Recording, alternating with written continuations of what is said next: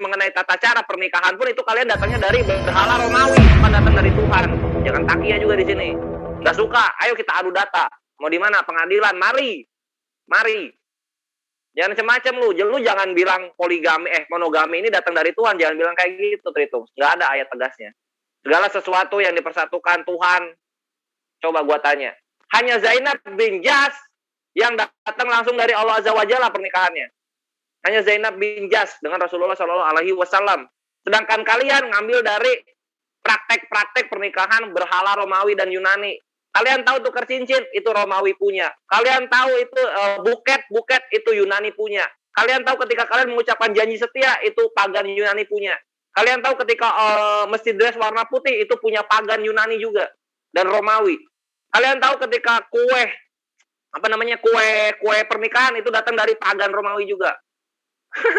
Nggak ada yang datang dari Tuhan pernikahan kalian itu. Nggak ada. Sehingga kalian bingung ketika gua tanya, mana bedanya persetubuhan halal dan persetubuhan yang zina? Kalian bingung, Tritungs. Ini kalau kita gali lebih dalam. Jangan terguncang, jangan lunglai. Apa yang gua bilangin data semua. Dan gua mengucapkan ini secara fakta yang tegas untuk apa? Untuk bikin kalian sadar, Tritungs. Jangan macam-macam memberikan syubhat dan fitnah kepada Islam. Karena wallahi, semua fakta sejarah, linguistik, kitab suci kalian akan membela muslim mati-matian. Karena inilah satu pesan dari Tuhan yang datang dari Adam alaihissalam sampai Rasulullah Shallallahu Alaihi Wasallam akan sama pesannya. Berbeda. Kok tiba-tiba satu Tuhan, Tritungs, satu Tuhan lagi, kan nggak gitu harusnya. Makanya yang Tritungs itu adalah bidat secara alkitabiah. Lanjut, apa tadi? Itu Sebentar. yang menginginkan harta anak yatim itu siapa? Oke. Itu ini, aduh. Ibnu Katsir ada kan bang ya? Itu di Ibnu Katsir, ini di Al-Azhar ayat 37 penjelasan Ibnu Katsir dan juga diperkuat oleh Aisyah. Jadi begini. Ini ya Aisyah. Hadis Imam Muslim 5335. Nah, di sini telah mengkabarkan kepadaku Urwah bin Zubair bahwa ia bertanya kepada Aisyah radhiyallahu an tentang firman Allah, dan jika kalian khawatir tidak berlaku adil dalam masalah anak-anak yatim, maka nikahilah wanita-wanita, jamak di sini, yang baik bagi kalian 2 atau 3 atau 4. Aisyah berkata, wahai keponakanku, itu maksudnya adalah seorang anak wanita yatim yang berada di bawah pengawasan walinya.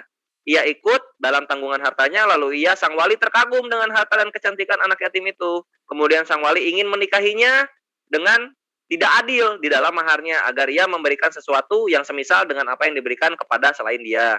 Lalu mereka dilarang untuk menikahi mereka kecuali untuk berlaku adil bagi mereka. Nah, jadi dilarang nih si wali ini menikahi anak yatim kalau misalnya memang niatannya tidak adil. Karena memberikan mahar yang tidak sesuai dengan kualitas dari wanita yatim tersebut. Nah, terus agar mereka menyampaikan mahar yang lebih tinggi dan mereka diperintahkan untuk menikahi wanita yang baik bagi mereka selain anak-anak yatim tersebut. Jadi ambillah wanita-wanita yang lain yang sesuai dengan kemampuan mahar kita selain anak yatim tersebut. Itu dianjurkan kepada walinya anak yatim. Urwah berkata, Aisyah berkata, kemudian orang-orang meminta fatwa kepada Rasulullah Shallallahu Alaihi Wasallam setelah ayat ini tentang mereka, tentang anak-anak yatim perempuan tersebut. Lalu Allah Azza wa Jalla menurunkan ayat, dan mereka meminta fatwa kepadamu tentang wanita-wanita. Katakanlah, Allah yang berfatwa kepada kalian tentang mereka dan apa yang dibacakan atas kalian dalam Alkitab tentang wanita-wanita yatim yang tidak memberikan kepada mereka apa yang telah ditetapkan bagi mereka, sedang kalian ingin menikahi mereka. Nah, jadi ini ayat ini turun berkenaan tentang wali-wali yang ingin menikahi anak yatim tapi tidak memberikan mahar yang sesuai. An-Nisa 127. Aisyah berkata, dan yang disebutkan oleh Allah Ta'ala bahwasanya itu adalah yang dibacakan atas kalian dalam Al-Quran pada ayat sebelumnya yang menyebutkan firman Allah, dan jika kalian khawatir untuk tidak berbuat adil dalam masalah anak-anak yatim, maka nikahilah wanita-wanita yang baik bagi kalian. An-Nisa ayat 3. Aisyah berkata, dan firman Allah dalam ayat lain, sedang kalian ingin menikahi mereka. An-Nisa ayat 127. Sedang kalian ingin menikahi mereka adalah ketidaksukaan salah seorang di antara kalian terhadap wanita yatim yang berada di pengawasan kalian sedang ia sedikit hartanya dan kurang cantik. Jadi mereka milih-milih anak yatim. Udah memilih-milih terus memberikan maharnya tidak sesuai gitu dengan apa yang mereka inginkan. Nah, sehingga seperti yang hamba bilang tadi. Nah, ini nih. Nih kesimpulannya, karena ketidaksukaan mereka terhadap wanita-wanita yatim jika sedikit hartanya dan kurang cantik gitu. Sehingga Rasulullah menganjurkan supaya halal pernikahannya dan tidak mudorot, maka carilah wanita-wanita yang cocok dengan maharnya gitu. Jangan ke anak yatim ini, jangan dicari, dan kalian menikahi di situ sekaligus membatasi wanita-wanita ini yaitu 2, 3 atau 4 saja. Kalau misalnya kalian mampu berlaku adil. Jadi perhatiin Tritung, jangan geser hukum poligami yang hanya solusi atau berupa sunnah menjadi kewajiban. Jangan dibawa ke sana, Tritung. Dan Jangan itu Bang, dibawa ke sana. Fadilah. Kalian akan kalah. Itu Fadilah, itu tadi kok ngomong ada yang dianiaya ya? Fitnah apa gimana? Apa dia baca dari mana? Emang betul sih Bang. Itu asumsi penghujatan yang terjadi gitu. Karena kalau kita baca ini belum menikah, baru niatan. Kalau kita lihat dari hadisnya ya, baru niatan gitu, baru niatan. Karena ketika niatan itu datang, Allah Azza wa Jalla lalu memberikan firman kepada Nabi Muhammad Shallallahu Alaihi Wasallam, jangan, nggak boleh kayak gitu, nggak boleh kayak gitu. Ya, Tritung ya, lu juga nggak boleh kayak gitu, Tritung. Karena Muslim terlalu tangguh dalam literasi dan data-data, baik Al-Quran maupun Biblos kalian sendiri. Lanjut, ini hamba udah masuk asar. Saya mau tanya Bang, Yes. Ini berarti kesimpulannya ya, saya dapat kesimpulan Bang dari penjelasan tadi, bahwa selain yang pertama poligami itu menyelamatkan wanita-wanita yang istilahnya yang belum menikah dan istilahnya mengalami kendala dalam masalah ekonomi, sehingga kalau menikah ya sama orang yang sudah punya istri itu akan diselamatkan gitu kan, atau istilahnya ada yang menafkahi gitu. Itu yang pertama, yang mungkin saya udah tahu. Yang kedua berarti selain itu poligami juga menyelamatkan anak-anak yatim yang kaya raya dan berpotensi disalahgunakan hartanya kan. Oke. Lihat. Macam-macam main-main sama gua. Greek and Roman men were not allowed to be married to more than one. Coba. Greek sama Roman. Duluan mana datangnya sama Yesus gua tanya. Duluan mana datangnya sama Yesus? Duluan Greek sama Roman. Berhala-berhala mereka yang mereka imani dan aturan-aturan kenegaraan mereka melarang poligami. Lalu diwariskan lagi? Lalu diteruskan oleh Tritungs. Bukan datang dari Tuhan. Tuhan nggak pernah ada larangan, malah Tuhan mengakomodir untuk orang-orang yang mempunyai istri banyak. Mana contohnya? Ulangan 21 ayat 15 sampai 17 mengenai hak kesulungan ketika mempunyai 2 istri. Nah, ini berlaku jika kalian mempunyai 15 istri, tetap hak kesulungan itu diambil dari istri pertama yang melahirkan anak. Duar, meledak kalian hitung. Meledak serius. Ustaz Juma dikasih dong. Apa? Ustaz Juma suruh komentar lagi. Oh iya, Guruna, tafadhol Guruna. Ini Bang Andi, Ustaz Suki, hamba izin sebentar ya. Oke, 10 menit. Ya. Oke. Tadi ada 4 poin ya, ada 4 poin. Lanjut. Ya, siap. Thank you, Pak. Baik, makasih Adinda. Jadi begini, sebuah ajaran itu dianggap sebagai salah satu alasan menerima sebuah ajaran itu berasal dari pencipta alam semesta itu dikarenakan karena dia rasional. Karena ajaran itu berkesesuaian dengan makhluk yang menjadi pembawa amanah untuk menjadi pemimpin di atas muka bumi.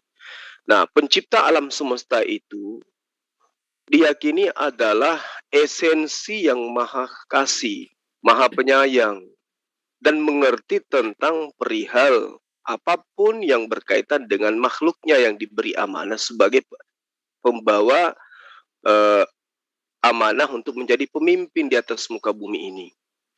Kitabnya sahabat Kristen ataupun Islam itu sama-sama mengakui bahwa kita selaku manusia itu diutus ke muka bumi bukan sebagai domba, tetapi bukan sebagai hewan, tetapi diutus sebagai pemimpin, sebagai khalifah.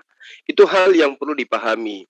Lalu kemudian ada hal yang tidak disadari di sini, bahwa ketika Tuhan itu disadari, diakui, diimani maha penyayang, maha pengasih, ya, maka sejatinya perangkat-perangkat yang berkaitan dengan kasih dan sayangnya Tuhan itu harus terbukti. Hal-hal yang cenderung membuat manusia itu jatuh ke dalam hal yang bersifat dosa, yang kecenderungan manusia melakukan dosa, tentu Tuhan yang maha benar itu memberikan solusi. Kalau dia Maha Pengasih, ketika tahu bahwa hambanya ini akan terjerumus dengan banyaknya godaan-godaan, maka Tuhan memberikan jalan, Tuhan memberikan solusi. Ada 3 hal, tahta, harta, dan wanita. Bagaimana kemudian manusia ini sebagai pemimpin itu bisa terselamatkan dari harta, tahta, dan wanita? Tuhan yang Maha Pengasih, Maha Penyayang pasti memberikan jalan, memberikan solusi.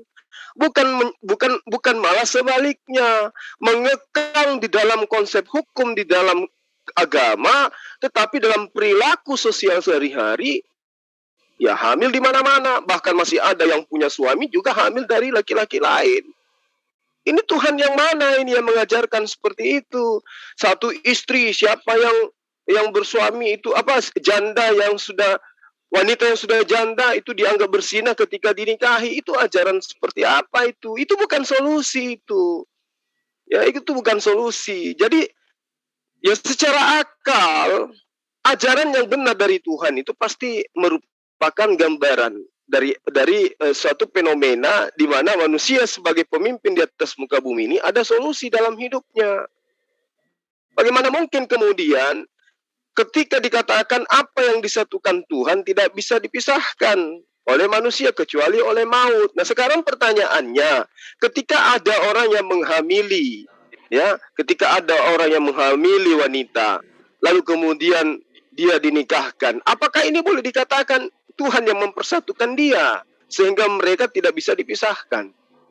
Ini kan bukan Tuhan yang mempersatukan mereka, tapi nafsu, syahwatnya mereka. Itu satu. Yang kedua, di luar agama selain daripada Islam itu tidak punya rukun syarat sah nikah. Bahkan ajaran nikah pun tidak ada, yang ada hanya kawin. Gitu loh. Ini hal yang perlu dipahami dengan baik, bahwasanya ajaran yang benar itu pasti akan memberikan solusi. Nah, saya hanya ingin mengatakan begini. Ketika sahabat-sahabat Kristen itu mencoba untuk mengkaji salah satu hukum di dalam Islam, yaitu hadits, tolong supaya tidak berkepanjangan, berkecamuk antara anak bangsa. Kita harus saling mengertilah dan memahami. Ketika sahabat-sahabat di luar Islam ingin mengkaji kitab kami, ya tolonglah gunakan pakaian yang kami gunakan pada saat kami mengkaji tentang hukum-hukum itu. Jadi jangan Anda menilai kitab kami dengan pemahaman Anda, apalagi kemampuan Anda yang tidak ada dalam mengkaji hal tersebut. Sama seperti kami, ketika kami mengkaji kitab Anda hanya memahami dengan dasar pemahaman bahasa Indonesia, kami juga memiliki kemampuan itu. Kalau kami umat Islam mengkaji kitab kami, itu kami menggunakan ilmu takhrij, ilmu dirasa sanad. Nah, kemudian dari hasil pemahaman kami tentang disiplin ilmu itu tidak menemukan penghinaan, tidak menemukan kehinaan, tidak menemukan kerendahan dan hal-hal yang membuat kami tertawa oleh karena kami memiliki kaidah ilmu ini. Sementara Anda terbahak-bahak mengkaji menurut pemahaman Anda tanpa ilmu dirasa sanad, tanpa memahami apa itu ilmu takhrij. Inilah yang menyebabkan kalian ya menjadi malu sendiri dan ditampar sendiri kembali oleh kitab kalian yang ternyata jauh lebih tidak seronok gitu loh. Jadi kalau Anda ingin mengkaji hadits, sejatinya Anda kudu wajib memahami ilmu hadits seperti yang saya katakan tadi tentang ilmu sanad. Bagaimana kemudian ilmu yang berisi tentang tata cara mengidentifikasi sebuah teks, apakah dia benar berstatus sebagai ucapan Nabi atau bukan? Apakah benar dia adalah merupakan perbuatan Nabi atau bukan? Nah, kalau Anda tidak lolos di situ, bagaimana mungkin kemudian Anda menjadikan ini sebagai sebuah tertawaan? Nah, selain itu, sahabat-sahabat Kristen, utamanya yang suka menghujat menggunakan pemahaman sendiri terhadap hal yang kemudian disebut mereka hadits, ya, ilmu sanad ini kudu wajib Anda kuasai dulu. Kenapa? Karena ilmu ini berfungsi untuk membuktikan tingkat validasi sebuah ungkapan, apakah yang Anda tertawakan itu hadis sahih, hadis hasan, hadis dhaif, dengan mengenal sesuatu yang terdapat di dalam unsur sanadnya. Itu penting supaya Anda tidak ditertawakan. Jadi kalau Anda sudah tertawa, sudah terbahak-bahak, dan Anda sudah memahami ilmu hadits, Anda boleh dikatakan tidak menghujat karena Anda bisa mempertanggungjawabkan. Nah sekarang ketika ditanyai misalnya, Anda menghujat, menertawakan hadits yang Anda katakan hadits. Bisa tidak Anda jabarkan dengan menggunakan ilmu yang dipahami oleh ulama hadits tentang hadits itu? Kalau tidak, Anda terjerat hukum di situ. Anda akan digiring masuk ke penjara karena Anda telah menghujat, menghina, merendahkan. Ya, itu menyebabkan Anda melanggar tatanan negara yang kita cintai ini, gitu loh. Nah, lalu kemudian sedikit lagi, ada ungkapan yang mengatakan Islam itu sedikit-sedikit lapor, sedikit-sedikit lapor. Seperti anak kecil, giliran tidak dapat permen nangis lapor sama ibunya. Bukan begitu, bukan. Standarisasi pemahaman kemurnian akidah Islam itu tidak bisa Anda jadikan standarisasi kemurnian ajaran Anda. Ajaran Anda boleh Anda mengatakan, kami tidak pernah melapor. Ya apa yang Anda ingin laporkan? Semua yang diterangkan itu sesuai dengan kitab Anda. Tidak ada apa sehingga menimbulkan kesakit-hatian dan kesekehatian. Berbeda dengan kitab suci kami. Ketika Anda mengatakan satu saja hal yang tidak berkesesuaian dengan itu pelanggaran. Sehingga kami melaporkan, itu bukan karena kami cengeng, bukan. Orang yang melaporkan itu justru untuk menghindari konflik. Kita kan katanya cinta negara kita. Katanya kita ingin hidup berdampingan dengan damai. Katanya kita ingin hidup tentram, berdampingan di negara ini. Ingin sama-sama mengisi kemerdekaan ini dengan hal yang positif. Jadi Indonesia ini ibarat satu tubuh. Di dalamnya ada Hindu, ada Buddha, ada Kristen, ada Islam. Kita ini satu tubuh. Jadi kalau di dalam tubuh kita ini ada kanker, ada penyakit panu, kudu wajib diobatin. Ada tumor, kudu wajib dioperasi supaya tidak menjangkit yang lain. Itu yang perlu disadari. Jadi ketika ada yang menghujat, ada yang mencaci maki, diproses.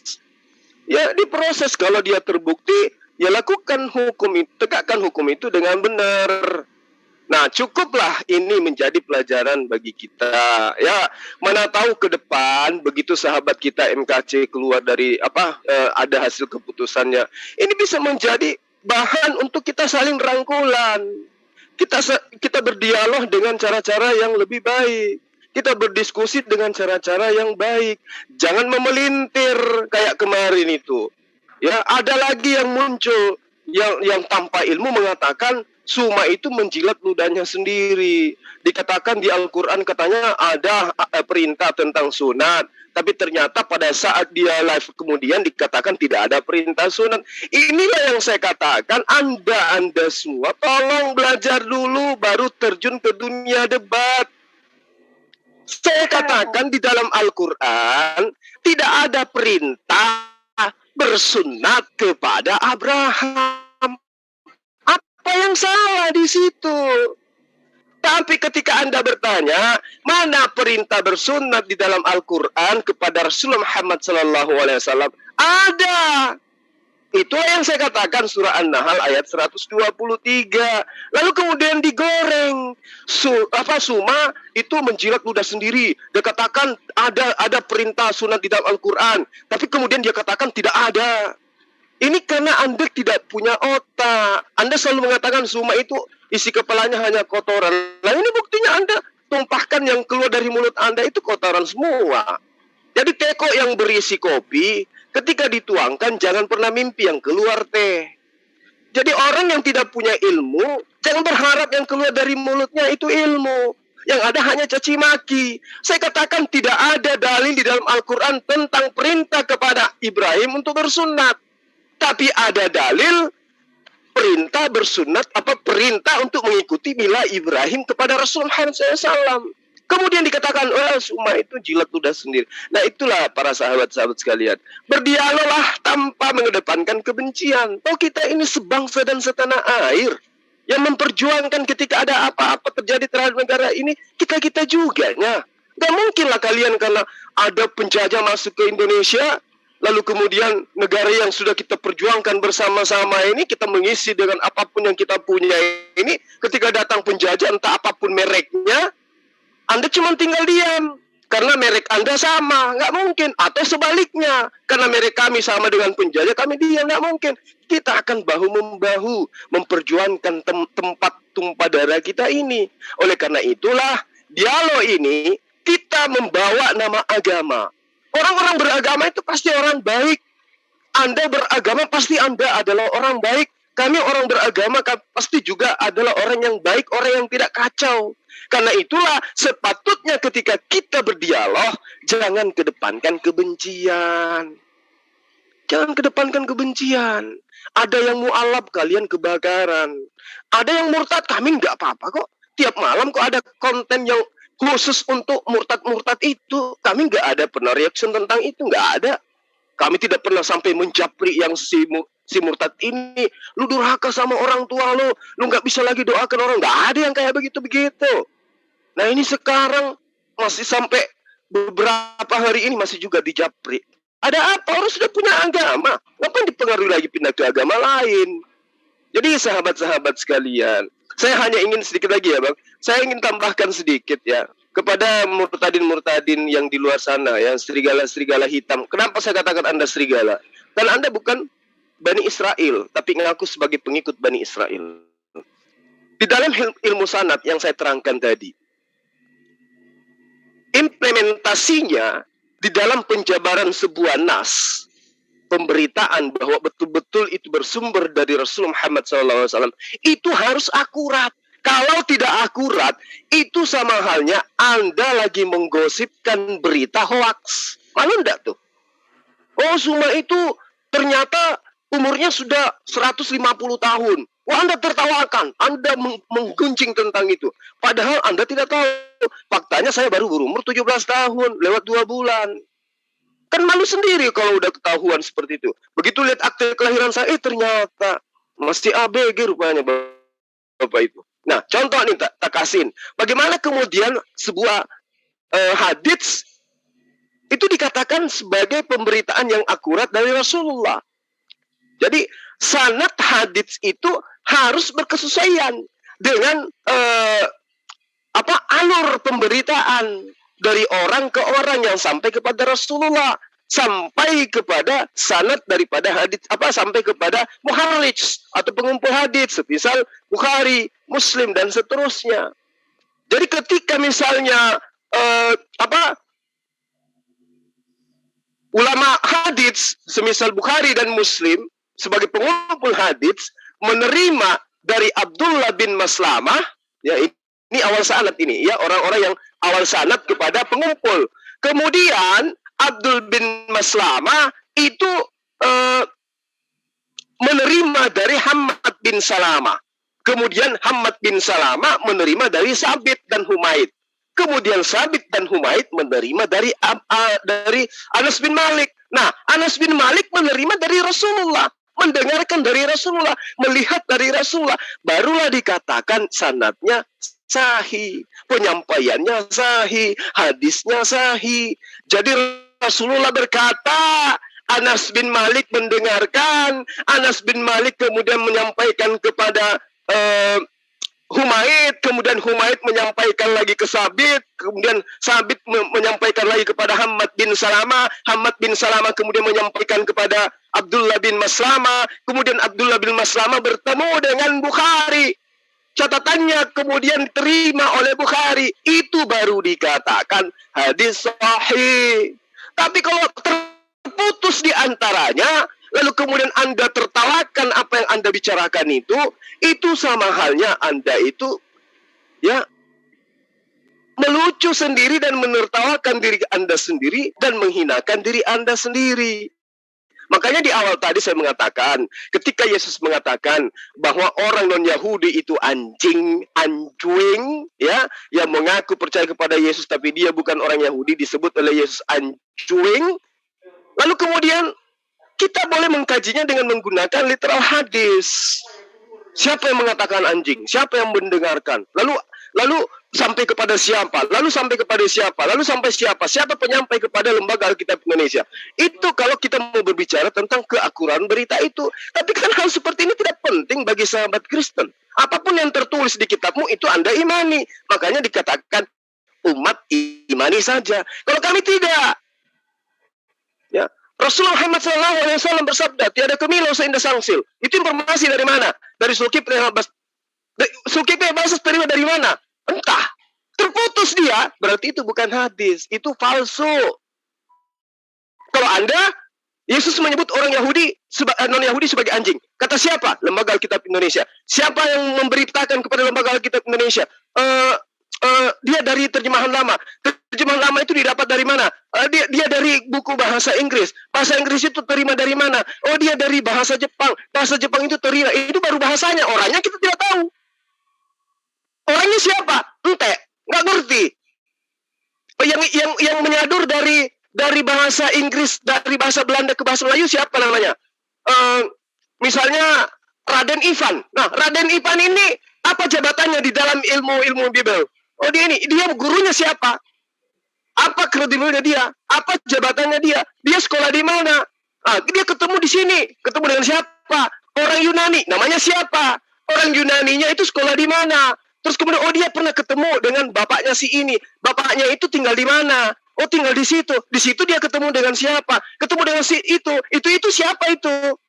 Sampai kepada orang yang duduk di hadapan Yesus. Barulah disebut sebagai pemberitaan benar. Tapi kan selama ini tidak ada metode itu di dalam kitab Anda. Yesus mengatakan, ibu itu ketika dia minta tolong agar anaknya disembuhkan, dia katakan, tidak patut bagi anjing. Wah. Apa pembuktian kebenarannya bahwa betul-betul Yesus mengatakan itu? Jangan-jangan itu fitnah.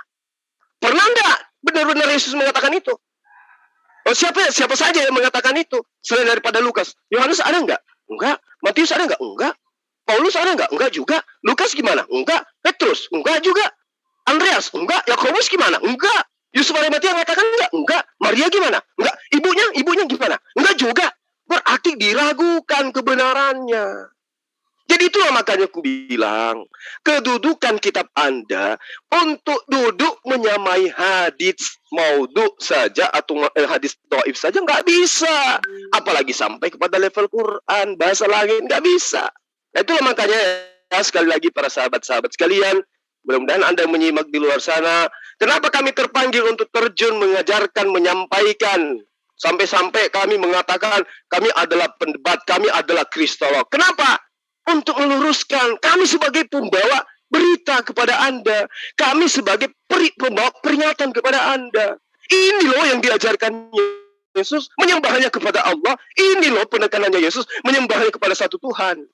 Kalau Anda mengatakan itu salah, buktikan ajaran Yesus yang lain itu yang mana. Oh tidak, dia mengatakan Tuhan yang benar itu 3 pribadi. Kapan Yesus mengatakan itu? Enggak ada kan? Enggak ada. Bahkan kalau Anda ingin jujur, di dalam kitab Anda itu sebenarnya tidak ada Trinitas, tidak ada Tritunggal. Cuma pandai-pandaiannya aja. Ya, enggak ada itu. Para pakar Bible sendiri mengatakan ayat yang mengatakan 3 bersaksi di dalam surga itu Bapa, Anak, dan Roh itu adalah sisipan. Ayat tambahan. Jadi tidak ada dasarnya. Kejadian 6, ayat 26, indikasi adanya Trinitas. Kata siapa? Ya. Lalu orang Yahudi yang punya kitab Oritex saja nggak mengakui itu.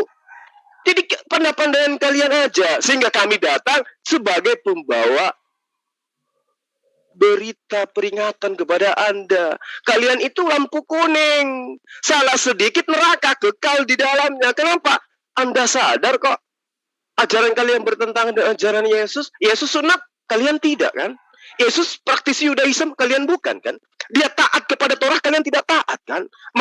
Yesus itu adalah penyembah kepada Allah, kalian tidak kan? Coba, apa yang Anda sahabat-sahabat ini mau jajakan?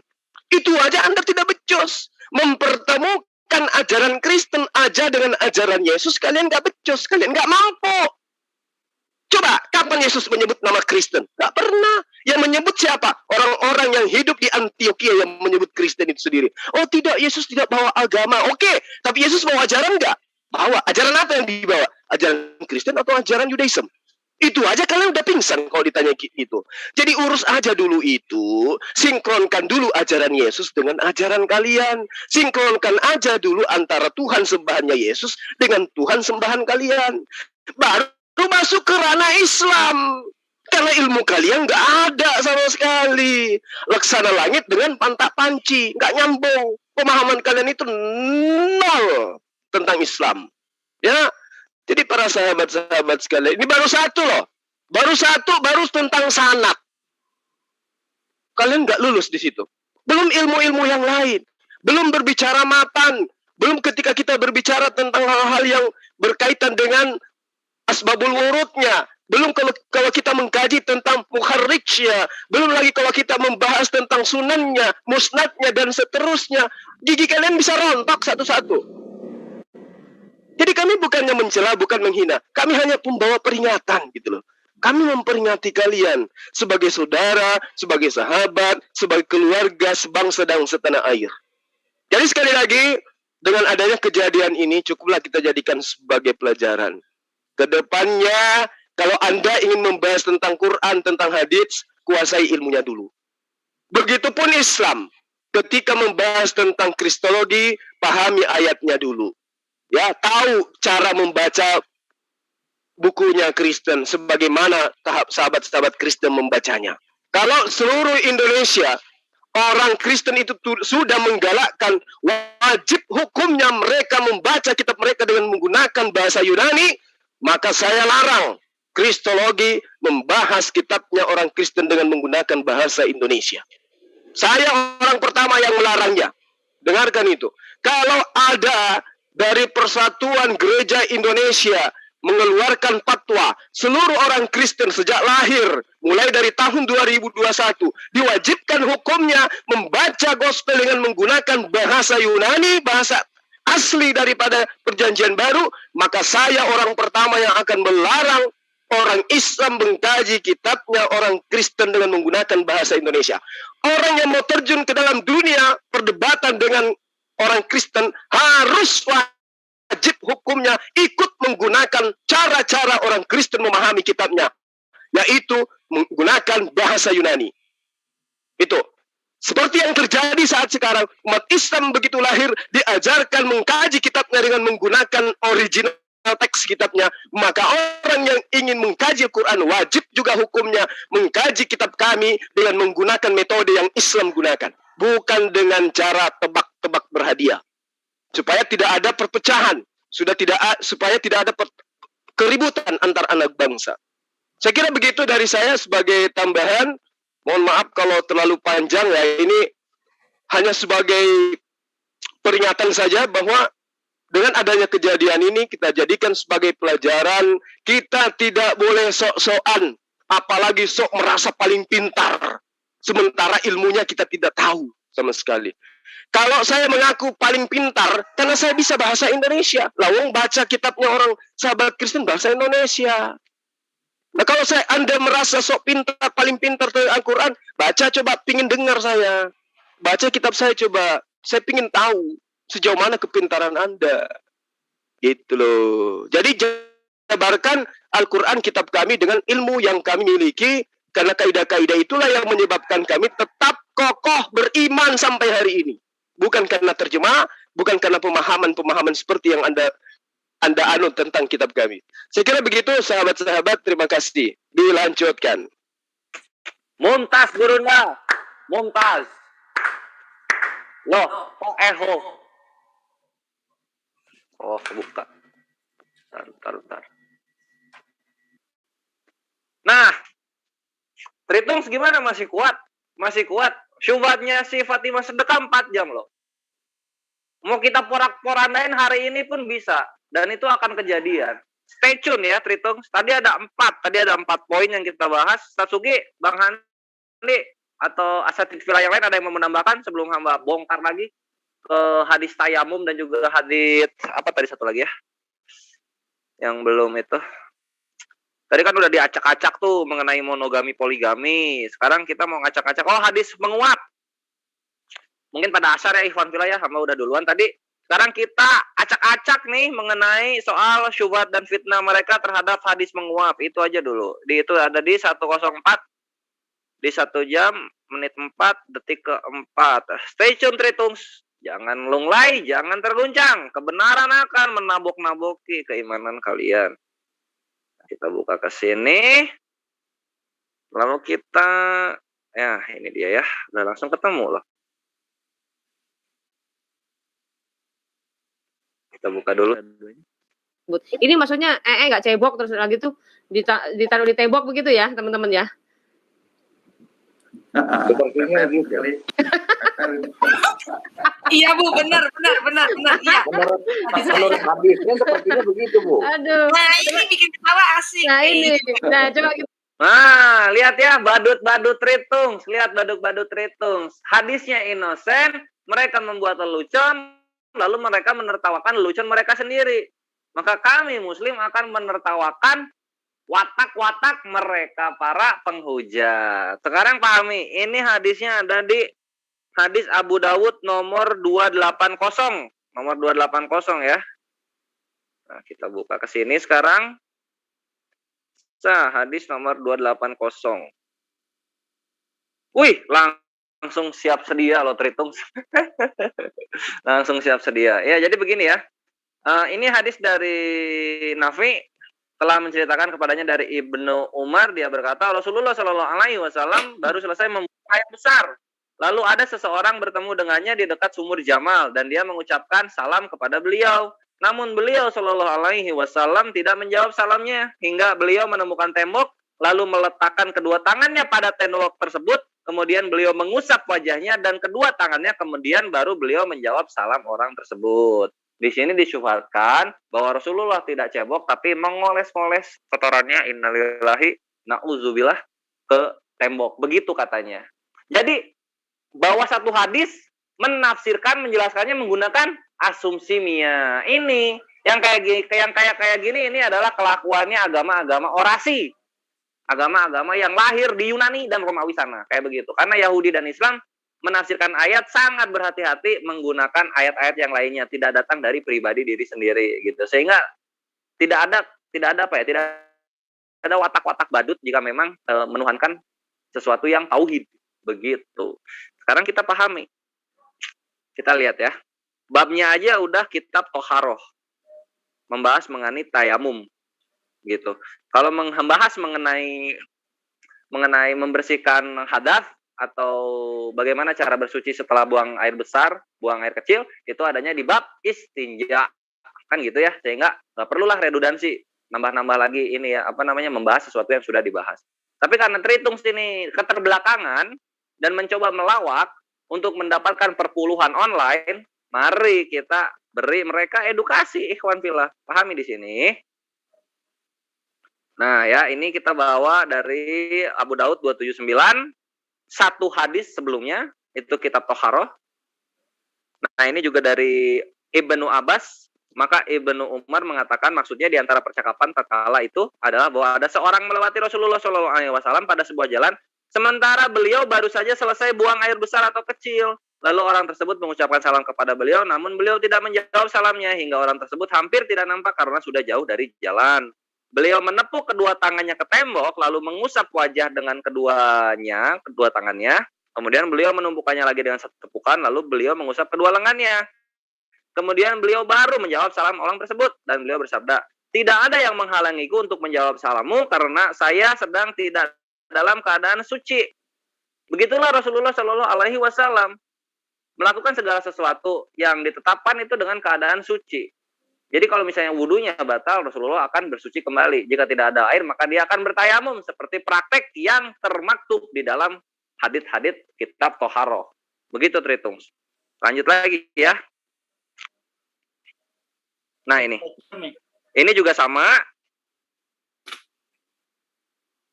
Ini ya, dia menjelaskan mengenai beliau sebentar.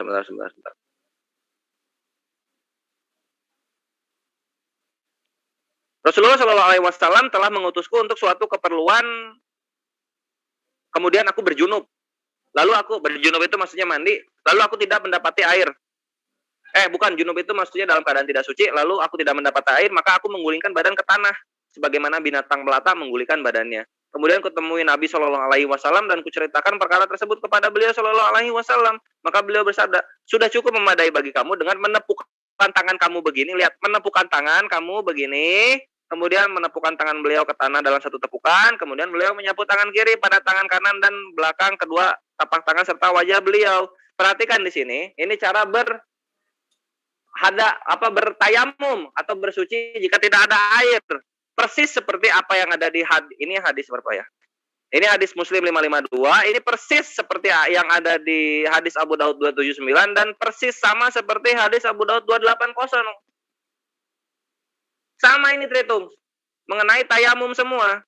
Nah, sekarang mengenai kesucian Rasulullah Shallallahu Alaihi Wasallam itu ada di kitab Toharo dan sunah-sunahnya bab istinja dengan air. Hadis riwayat Imam Ibnu Majah 348, lihat, perhatiin. Dari Al-Aswad dari Aisyah radhiyallahu an, ia berkata, aku tidak pernah melihat Rasulullah alaihi wasallam selesai dari buang hajat kecuali menyentuh air. War, satu hadis sudah bisa menjelaskan semuanya. Jadi kalau misalnya Rasulullah Shallallahu Alaihi Wasallam selesai buang hajat, maka Rasulullah sudah otomatis menyentuh air pasti. Karena sahabat-sahabat ini selalu membawakan air ketika Rasulullah sedang melakukan istinja. Jadi nggak perlu lagi dijelasin di tiap-tiap hadis mengenai tayamum atau hadis-hadis yang lainnya, nggak perlu lagi dijelasin gitu loh, Tritung. Nanti ada lagi di sini. Ibnu Majah hadis riwayat nomor 352. Ini lihat, lu gua bantai di kandang lu sendiri, Tritung.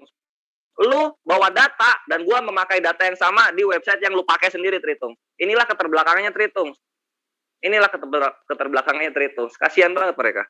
Nah, lihat ya. Dari Abu Hurairah radhiyallahu an berkata, Nabi Shallallahu Alaihi Wasallam buang hajat kemudian beristinja dengan air. Setelah itu beliau mengusapkan tangannya ke tanah. Jedwar, dijelaskan. Inilah Islam. Menafsirkan hadits dengan hadits, menafsirkan ayat dengan ayat, Tritung. Kami datang dari agama yang berdalil, berakademisi, sedangkan kalian datang dari tanah agama yang memuja orasi. Iya, memuja orasi. Kalian itu agama orasi. Makanya semua dalil kalian itu datangnya dari asumsi. Datang dari asumsi, serius. Tidak seperti kami. Sehingga kalian mau bahas kitab suci apapun kalah. Kalah kalian itu. Makanya jangan nyembah orang, Tritung. Karena kalian kalau nyembah orang, maka kalian adalah lebih rendah daripada kami yang menyembah sesuatu yang lebih maha dari orang. Gitu loh. Yesus itu manusia. 1 Timotius 2 ayat 5. Ini menjelaskan kenapa kalian domba. Karena sesuatu yang lebih rendah tentunya akan menyembah sesuatu yang di atasnya. Nah, kalau domba tentu menyembah manusia secara keimanan kalian dan yang tertulis. Dan kami manusia menyembah sesuatu yang maha kuasa. Zat Allah. Eksistensi dari Allah itu sendiri. Begitu, Tritung. Sudah meledak kalian pakai ini. Nih, ada lagi nih. Kurang ya. Nabi Shallallahu Alaihi Wasallam masuk ke semak-semak dan membuang hajatnya. Kemudian Jarir membawakan setimba air. Beliau lalu beristinja dan mengusap tangannya dengan debu. Selalu begini. Selalu ada sahabat yang membawakan air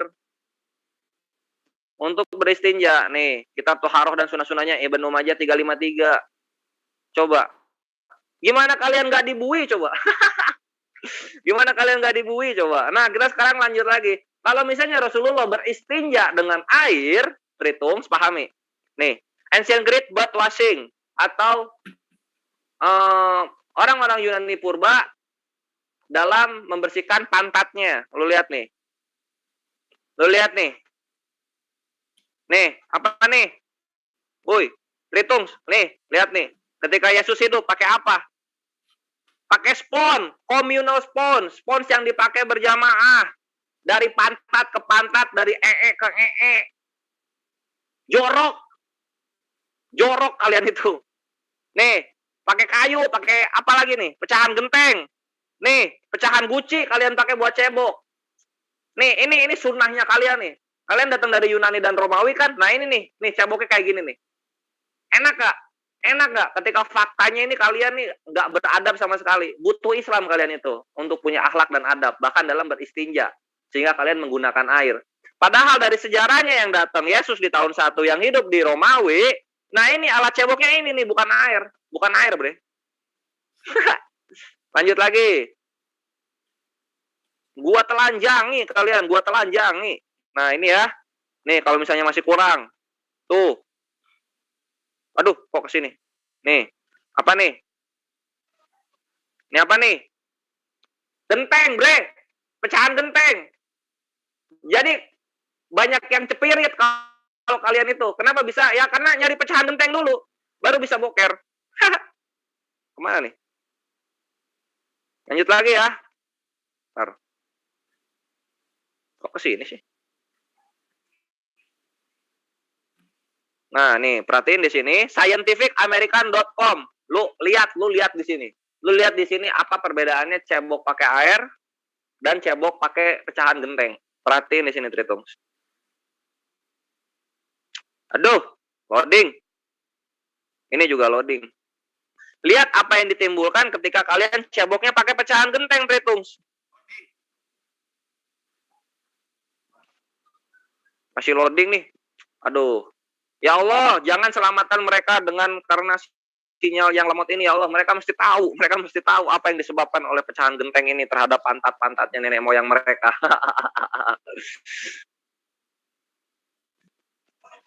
Ih, ini apa sih? Cancel. Nah, udah cancel. Woi. Pause. Aduh, nggak bisa. Ya, Ivan Villa, sekalian kita nunggu datanya nongol. Ini karena tertutup dikasih napas nih, barang 2 kali, 3 kali hisapan. Silakan Ivan Villa ditambahkan yang lain. Satsuki, Uniriva, atau siapa? Hah? Belum. 2 jam nih Bang Slayer, lanjut. Lanjut Satsuki, masih banyak ini. Jangan kasih ampun, kita kuliti. Oh iya, sambil nunggu data, ini diinfokan dulu Ivan Villa bahwa misalnya Pak Zul, silakan yang lebih ini Pak Zul. Aku agak nanti terputus-putus infonya. Tafadol. Baik, assalamualaikum warahmatullahi wabarakatuh. Iwan Villa yang berada di jamaah JCC dan juga yang berada di jamaah live comment semua menara siar. Alhamdulillah hari ini kita ngumpulkan donasi sudah mencapai angka 23 kalau nggak salah itu. Alhamdulillah. Dan alhamdulillah juga untuk pembuatan sumur sudah ada hamba Allah yang siap mendanai semuanya. Diperkirakan untuk pembuatan sumur bor ini antara 8,5 juta sampai 10 juta. Alhamdulillah hamba Allah telah memberikan mandat kepada kami untuk menghandle semua biayanya khusus untuk sumur. Kita ucapkan terima kasih ya untuk hamba Allah yang tadi malam sudah konfirmasi dengan kita. Dan itu merupakan berita yang baik buat kita. Jadi utuh itu 23. Insya Allah nanti setelah sumur kita akan bangun kamar mandi, juga MKC ya. Bukan MKC kucluk itu, tapi MKC beneran nih. MCK itu. Dan sekaligus torennya, insya Allah dana akan mencukupi. Alhamdulillah Mas Suki. Silakan Mas Suki, barangkali ada yang mau ditambahkan untuk pembangunan masjid kita. Ya, alhamdulillah saudaraku sekalian ya, niat mulia kita ingin mewujudkan sebuah tempat ibadah di tempat terpencil, tempatnya di Dukuh Gadung, Desa Kepoh, Kecamatan Jatidoplang, Kabupaten Blora. Sedikit demi sedikit sudah mulai ada nampak titik terang ya. Sudah ada yang tergerak hatinya untuk membuat sebuah sumur bor ya, bukan sumur cincin atau gorong-gorong ya, tapi sumur bor. Hamba Allah sudah menanggungnya. Dan harapan kita semua ya, nanti ada yang langsung saya ambil bagian pondasinya. Allahu Akbar. Semoga ada yang seperti itu ya, tergerak hatinya. Dan kemudian udah saya bagian dindingnya, saya bagian atapnya. Wah, kalau umat Islam yang mempunyai kelebihan harta bisa berbuat semacam itu. Subhanallah, terasa ringan saudaraku apa yang kita lakukan. Tidak perlu kita ngemis-ngemis di jalan. Itu sebenarnya sangat kalau saya melihat seperti itu sepertinya kok kurang etis gitu. Kita umat Islam ini umat yang kaya saudaraku sekalian. Sungguh miris kalau melihat orang-orang yang ingin membangun masjid dengan cara menyegat di jalan-jalan seperti itu. Walaupun itu tidak dilarang agama, tapi kalau dipandang oleh agama lain, sepertinya kok kurang etis gitu ya. Sepertinya Islam ini kok miskin kali begitu. Maka dari itu saya mengetuk hati saudara-saudaraku yang mempunyai kelebihan harta. Jangan pelit, ya, jangan pelit. Terus infakkan harta Anda ke jalan Allah. Karena itulah yang akan menjadi bekal Anda ketika Anda meninggalkan dunia ini. Ya, bukan mobil mewah, rumah tingkat, istri 4, mobil mengkilat, ya, bukan itu. Tapi yang Anda bawa adalah amal jariah Anda, ilmu yang bermanfaat dan doa anak soleh. Ayo saudaraku, kita saling meringankan, ya, saling bahu membahu mewujudkan cita-cita JCC untuk membangun sebuah masjid yang akan diberi nama Zuzahidin. Bangga kita saudaraku kalau kita punya masjid yang kita bangun dengan gotong royong. Insya Allah apa yang kita lakukan diridhai Allah Subhanahu wa Ta'ala. Itu saja Bang Jul, terima kasih. Yang lainnya ingin yang menambahkan, Bang Andi Salebes, silahkan Bang Andi. Saya tambahkan sedikit untuk di Menara Siar Zulfikar Official. Sebentar lagi akan saya off-kan karena sudah 2 jam lebih nih. Nanti saya off-kan lagi, saya on-kan lagi beberapa menit mendatang biar nggak terlalu panjang. Tetapi untuk buat Inafila yang berada di live comment bisa langsung meneruskan tema hari ini. Silakan bergeser ke Triun Slayer, Sakuragi Muslim, Salam Akal Sehat, Yan CCC, Sonya Denova, Mualawasi Fana Channel. Silakan bergeser ke sana karena di Zulfikar Official akan saya off-kan dan akan di-on-kan lagi kira-kira 1-5 menit mendatang. Dan untuk itu silakan Mas Andi dilanjut. Oke, demikian juga saya Bang Jul, Salam Akal Sehat akan saya off-kan untuk sementara. Silakan Anda bergeser ke ZCC, Islam Cerdas, Zainun atau Debat Channel, terus Mualaf Sifana, Saladin bukan ya, terus Sakuragi Muslim, Pejuang Tauhid, Mantep TV, dan channel-channel yang lain yang berafiliasi dengan JCC. Saya tutup channel saya. Wassalamualaikum warahmatullahi wabarakatuh.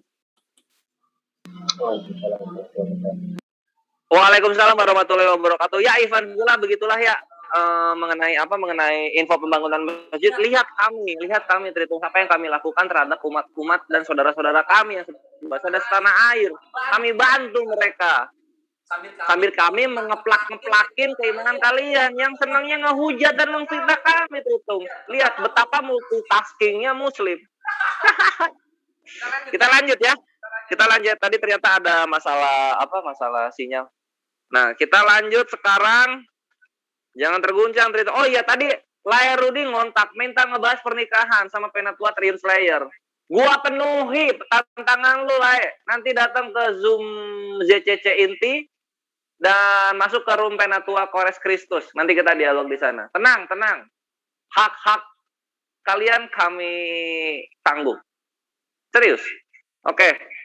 Kita lanjut sekarang ya sambil dibahas. Lae Rudi kalau misalnya menyaksikan dengan konco-konconya di sana, perhatiin ya apa yang gua bawa sekarang. Perhatiin ya. Nah, ini ya, pahami. Nah, ini ya scientificamerican.com. Perhatiin di sini. Sebentar. Nah, according to the BMJ piece, apa itu BMJ? BMJ itu adalah British Medical Journey British Medical Journal. British Medical Journal ini dikeluarkan oleh British Medical Association, sebuah yayasan kesehatan terakreditasi di England, United Kingdom sana, Dan ini sudah berdiri hampir 1,5 abad. 1,5 abad sudah berdiri. Apa yang dikatakan di sini? The use of pesoi, penggunaan dari pecahan genteng ini, maksud dari orang-orang Yunani itu adalah 3 stones are enough to wipe.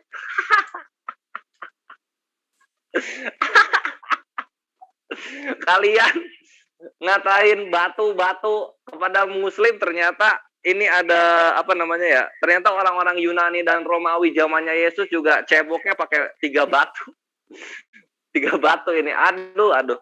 Semua itu kalian serang demi supaya umat Muslim sakit hati gitu ya. Tanpa peduli bagaimana sejarah kalian, kitab suci kalian mengatakan sesuatu, tanpa peduli bagaimana sebenarnya dunia ini berjalan gitu. Jadi yang penting Muslim sakit hati aja. Aduh, kasihan. Ini frasanya sama banget sama yang di hadits ini. Oke, kita lanjut. Nah, terus nah ini, some pesoi may have originated as ostraka pieces of a broken ceramic. Nah, jadi pecahan-pecahan keramik on which the Greeks old in inscribe the name of enemies. Jadi pecahan-pecahan keramik ini ditulisin nama musuhnya, terus dipakai untuk cebok.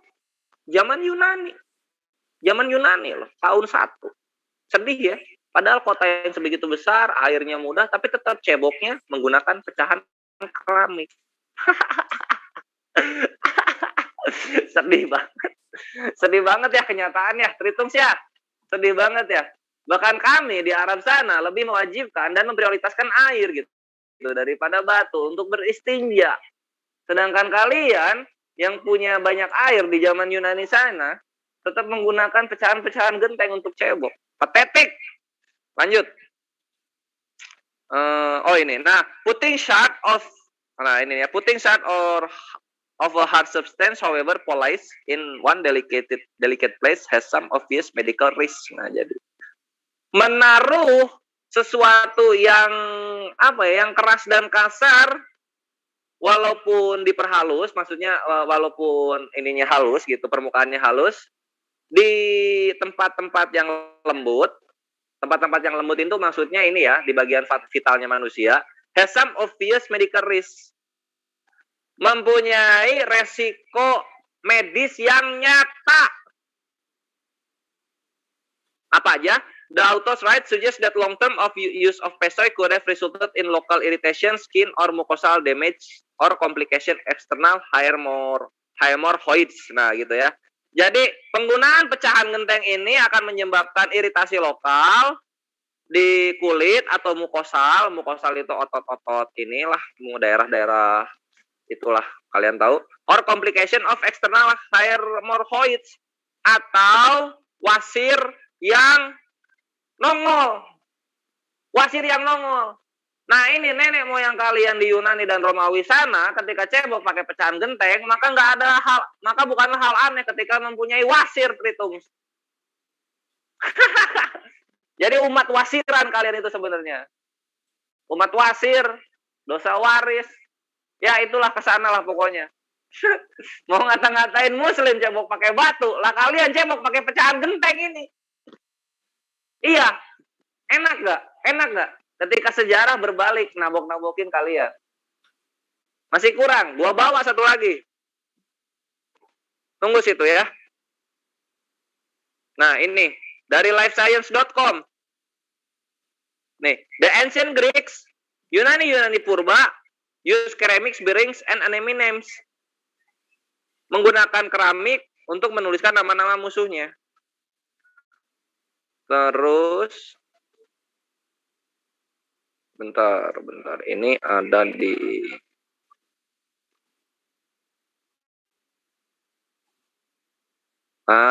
ini dia. Nah, ini loh, nih. During the Greco-Roman period from 332 before century to 642 at Domini,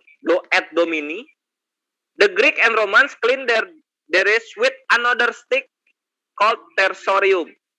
Nah, the tersorium which had a sponge on one hand was left in public bathroom for communal use. Tewas kalian. Nih gua terjemahin ya.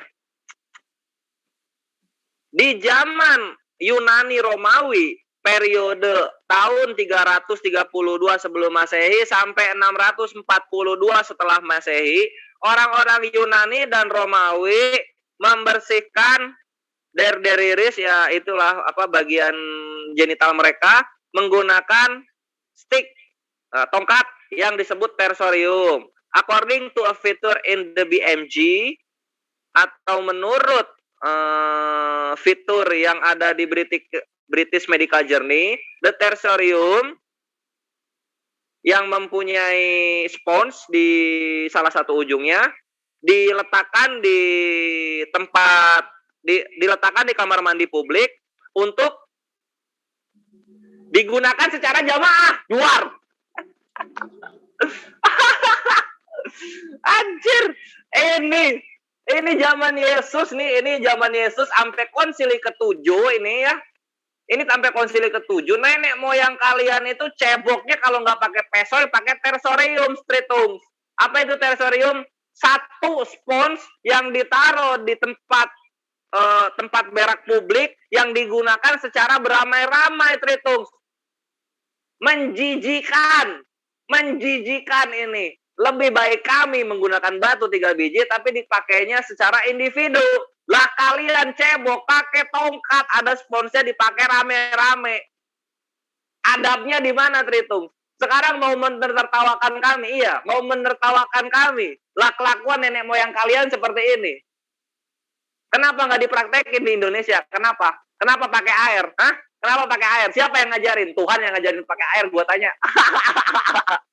Sedangkan nenek moyang kalian pakai stick. Pakai stick. Kalau nggak pakai stick, pakai pecahan genteng. Enak nggak?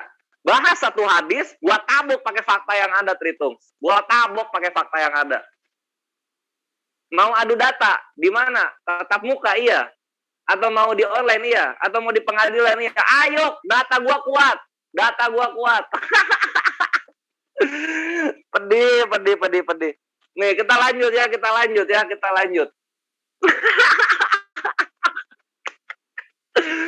Aduh. Kita lanjut sekarang. Ini kita udah habis. Mereka udah habis. Hancur sehancur-hancurnya. Cebok pakai tongkat. Ada sponsnya. Dipakai rame-rame. Kalau nggak itu pakai pecahan genteng. Aduh. Innalillahi. Yang kayak gini adab. Untung Indonesia mayoritas muslim. Sehingga kami semua cebok pakai air. Dan kalau misalnya nggak ada air, udah ada solusinya dari Rasul kami. Lah kalian coba. Kalau datang kalian duluan ke sini, insya Allah stick sama pecahan genteng itu jadi tempat cebok. Lanjut sekarang. Apa fitnah mereka berikutnya ya dari si Fatimah sedekah ini? Coba kita lihat. Iya, Lai. Ini Lai udah gua jawab. Ayo nanti di roomnya gua. Itu loh. Jangan di room publik. Nanti di room gua di Penatua Kores Kristus kita dialog di sana soal pernikahan. Biar gua bongkar langsung kepada kalian. Datang dari mana itu monogami, datang dari mana itu janji setia nikah, datang dari mana itu cincin nikah, datang dari mana itu kue nikah yang kalian elu-elukan, datang dari mana kalian nikah pakai gaun putih. Nanti gue bongkar semua di sana. Stay tune aja. Lanjut ya sekarang. Di mana ya? Apa tadi tuh? Syubhat dan fitnahnya si Fatimah sedekah tuh. Sebentar. Oh, ini sekarang hadis bersin dan menguap. Iya, kita lihat ya hadis bersin dan menguap. Kita lihat dulu videonya, Tritung. Kita lihat dulu. Nah, ini kan enak gini, setelah kita potek-potek rame-rame, baru nanti ditangkap polisi. Jadi binasanya 2 kali. Binasanya 2 kali. Oke, kita mundur sedikit ke 34. 34 berapa? 3424 ya. 3424 sah. Nah ini. Suaranya nggak keluar ya? Bentar. Suaranya. Iya. Kalau sesuai ayat ini jadi orang keluar nggak suaranya? Keluar. Oke, cakep. Islam kesurupan semuanya, termasuk Muhammad. Enak banget bahasanya. Perhatiin. Itu astagfirullah itu kalau menguap. Apa tuh, Bu? Datangnya dari setan. Iya, makanya kita kalau astagfirullah, kalau ini a'udzubillahi minasyaitonirrajim, sorry. Kalau gua tuh a'udzubillahi minasyaitonirrajim, artinya lindungilah aku dari godaan setan yang terkutuk. Ya benar ini, Bu. Hendaknya apalagi tuh, Bu? Hendaknya ia menahan semampunya jika ia sampai mengucapkan jika ia sampai mengucapkan gitu, Bu. Maka setan akan ketawa. Iya, kita dulu kan kalau nguap itu kan hati-hati setan masuk, sampai saya ditabok, Bu. Oh ya? Iya.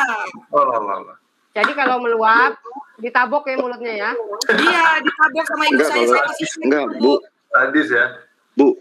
Ya. Bu. Halo. Iya. Kalau sesuai ayat ini, jadi orang Islam kesurupan semuanya, termasuk Muhammad. Dia udah pasti nguap.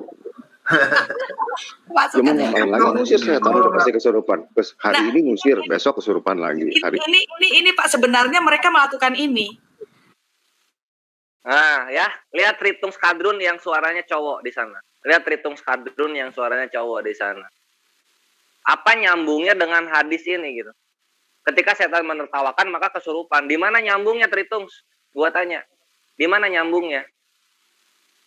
Ini sama tidak nyambungnya antara penuhanan roh manusia dan Tuhannya Israel yang nggak pernah nyebut bangsa Nusantara menjadi bagian dari umatnya. Nggak ada nyambungnya sama sekali, Tritung.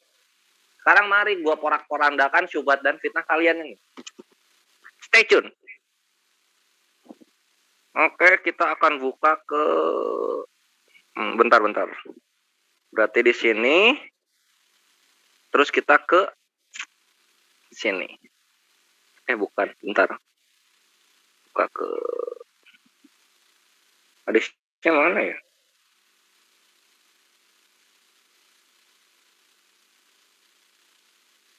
Ini jin.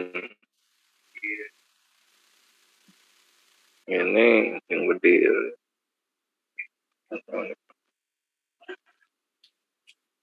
Kok hilang? Oh ya. Wah, ini dia. Nah, ini ya hadisnya ya. Ntar kita lihat dulu. Tadi itu hadis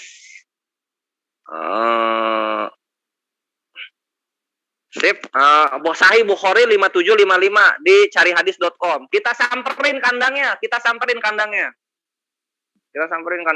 Bentar. Kita sini, tutup dulu. Lalu kita sini. Nah, ini ya. Sah. Hadis Bukhari 5755 carihadis.com. Nah, ini ya Tritung ya. Ini ya. Oke. Lanjut kita. Nah, di sini dikatakan begini. Nah, dari Abu Hurairah radhiyallahu anhu dari Nabi Shallallahu alaihi wasallam, sesungguhnya Allah menyukai bersin dan membenci menguap. Nah, ini kayak ini loh, kayak Maleakhi 1 ayat 2 sampai 3. Sesungguhnya Tuhan mencintai Yakub tapi membenci Esau. Mirip ya. Nah, terus di sini disebutkan apabila salah seorang dari kalian bersin, hendaklah ia memuji Allah, dan kewajiban seorang muslim yang mendengarnya untuk mendoakan. Sedangkan menguap datangnya dari syaitan. Hendaknya ia menahan semampunya. Jika ia sampai mengucapkan maka syaitan akan tertawa karenanya. Kok bisa jadi kesurupan, Tritung? Coba. Kok lu bisa berarti.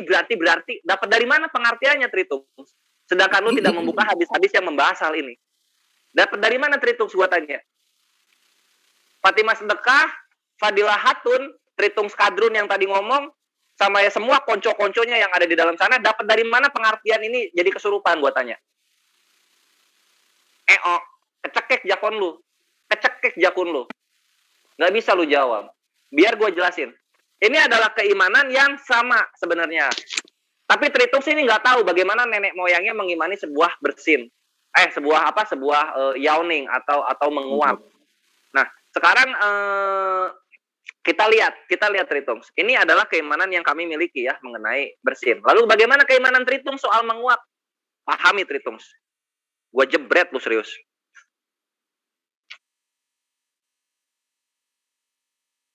Jangan terguncang, jangan lunglai. Lu di Indonesia emang keterbelakangan soal sejarah. Makanya kami yang mengajari kalian sejarah. Ini dari The British Medical Journey ya, lihat. Pahami di sini. In Europe, around 590 at Domini atau tahun 590 berarti abad ke-6. During the times of Pope Gregory, the Great Bubonic Plague epidemic raged through Europe. Jadi ini ada wabah bubonik, decimating the population, menurunkan secara drastis populasi di sana, and inspiring numerous superstitions, dan menginspirasikan beberapa superstisi. Kalau di kita apa jatuhnya? Ketetapan lah. Nah ini di sini baca, yawning was fatal, then, and the habit of signing the cross in front of the mouth originated during the times of plague. Mampus. Menguap waktu itu adalah sebuah kefatalan dan kebiasaan membentuk. Nah ini nih, the habit of signing the cross in front of the mouth. Jadi membentuk ketika menguap. Jadi Tritungs zaman tahun 590 mereka membuat ini tanda salib di mulut. Membuat tanda salib di mulut. Terus bentar. There was a plague they call inguinal because a bubble appeared in the groins, causing men to die suddenly in the streets, in their houses at play during a meal. Their soul left their bodies when they sneeze or yawn. This is why we said, inilah kenapa we said, God bless you to those who sneeze. Those who yawn made the sign of the cross over their mouths. Untuk orang-orang yang menguap, mereka membuat tanda salib di mulut mereka. Jeduar. Maksudnya apa? Emang bisa menangkal virus yang kayak gini? Coba kita pakai logika. Lebih logika kami. Karena kalau misalnya menguap itu datang dari syaiton. Karena membuat kantuk. Lah ini, membuat tanda salib bisa menahan virus. Aturan nggak mati, nggak habis itu populasinya di Europe. Kalau memang membuat tanda salib di mulut ini sangat efektif. Aturan orang-orang satu dunia, 2,2 miliar Tritungs di dunia ini, nggak ada yang mati karena COVID. Kalau misalnya membuat tanda salib di mulut itu efektif, nahan penyakit. Kan kayak gitu Tritungs ya. Selamat datang di kebenaran Tritungs. Macam-macam lu ngatain soal menguap di keimanan Islam, sedangkan kalian punya keimanan sendiri yang bikin tanda salib di mulut. Enak gak? Enak gak gua acak-acak? Enak kagak gua acak-acak ini? Faktanya. Gua oles-oles ke keimanan kalian ini, fakta ya.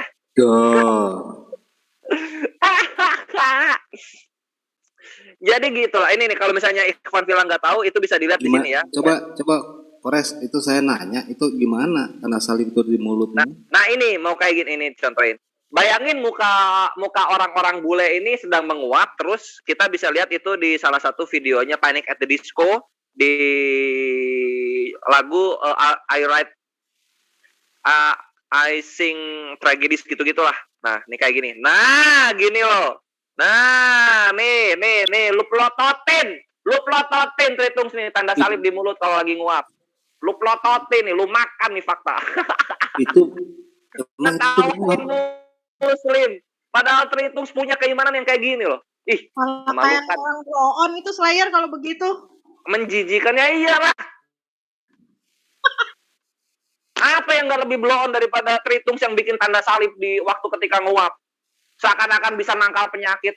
Apa logikanya di mana coba? Ini mulutnya kan belum kebuka ini. Ya ini maksudnya namanya ini contohnya gitu. Bagaimana bikin tanda salib di mulut. Nah, sekarang mukanya diganti aja muka lagi hoai, lagi nguap. Nah, dibikin kayak gitu tuh. Alangkah Mr. Bean-nya mereka gitu kan, alangkah Mr. Bean-nya mereka. Afala ta'qilun. Apakah kalian nggak berpikir? Ini baru Tritungs. Kita sekarang mundur lebih jauh lagi Tritungs. Gua kasih paham kalian. Macem-macem loh. Makanya kalau tinggal di Nusantara lu tuh belajar. Ini sekarang udah zaman digital. Kalau misalnya bertakia bisa kami tabok ketahuan. Jangan macem-macem loh. Penatua Triyun Slayer di sini yang berbicara. Nih ya. Nih, ini Yahudi, Chabad.org. Perhatiin di sini. The Midrash tell us that in bygone days, sneezing was actually quite dangerous. It boded imminent death. Nah, di dalam penjelasan Midrash, ini memberitahukan kita, kepada Yahudi maksudnya, di hari-hari terdahulu, bygone days, sneezing, bersin, itu adalah sesuatu yang berbahaya. Itu bisa menyebabkan kematian langsung. Ayo, Yahudi ini yang ngomong. Ya, bukan menguap sih, tapi bersin. Tapi mereka mempunyai keimanan yang seperti ini juga. Nih, baca-baca di sini.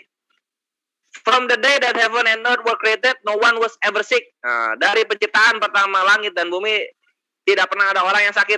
If one was on the road or in the marketplace, he would sneeze and his soul would live by way of his nostril. Alah, ini coba.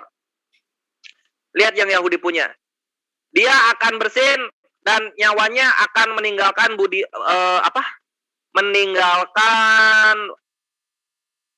meninggalkannya lewat nostril. Nostril itu lubang hidung, saluran udara yang di hidung itu nostril namanya, ikhwan fillah. Yahudi aja punya yang kayak gini. Itulah kami tuh nggak aduh, ini menyedihkan sekali Tritongs gitu. Ketika fakta-fakta ini malah membuat kalian jadi aib dalam dialog ini. Karena kalian nggak tahu apa-apa ternyata tentang keimanan kalian sendiri. Menyedihkan. Sedangkan kalian menggunakan data-data diserang kepada kami, belinya di mana? Belinya di toko-toko Muslim. Tapi keimanan kalian datangnya dari mana? Dari fakta-fakta sejarah. Karena nenek moyang kalian menyembunyikan hal-hal seperti ini. Bahkan yang lebih aib lagi, apokrifa dibilang palsu. Padahal apokrifa ini datang dari kata apokripus yang artinya disembunyikan. Jadi Injil-Injil apokrifa itu adalah Injil-Injil yang disembunyikan. Bukan Injil-Injil palsu, Tritungs. Janganlah mau kalian dibodoh-bodohi oleh sesuatu yang kalian tidak tahu, sesuatu yang kalian tidak kenal. Ilmunya datang dari mana?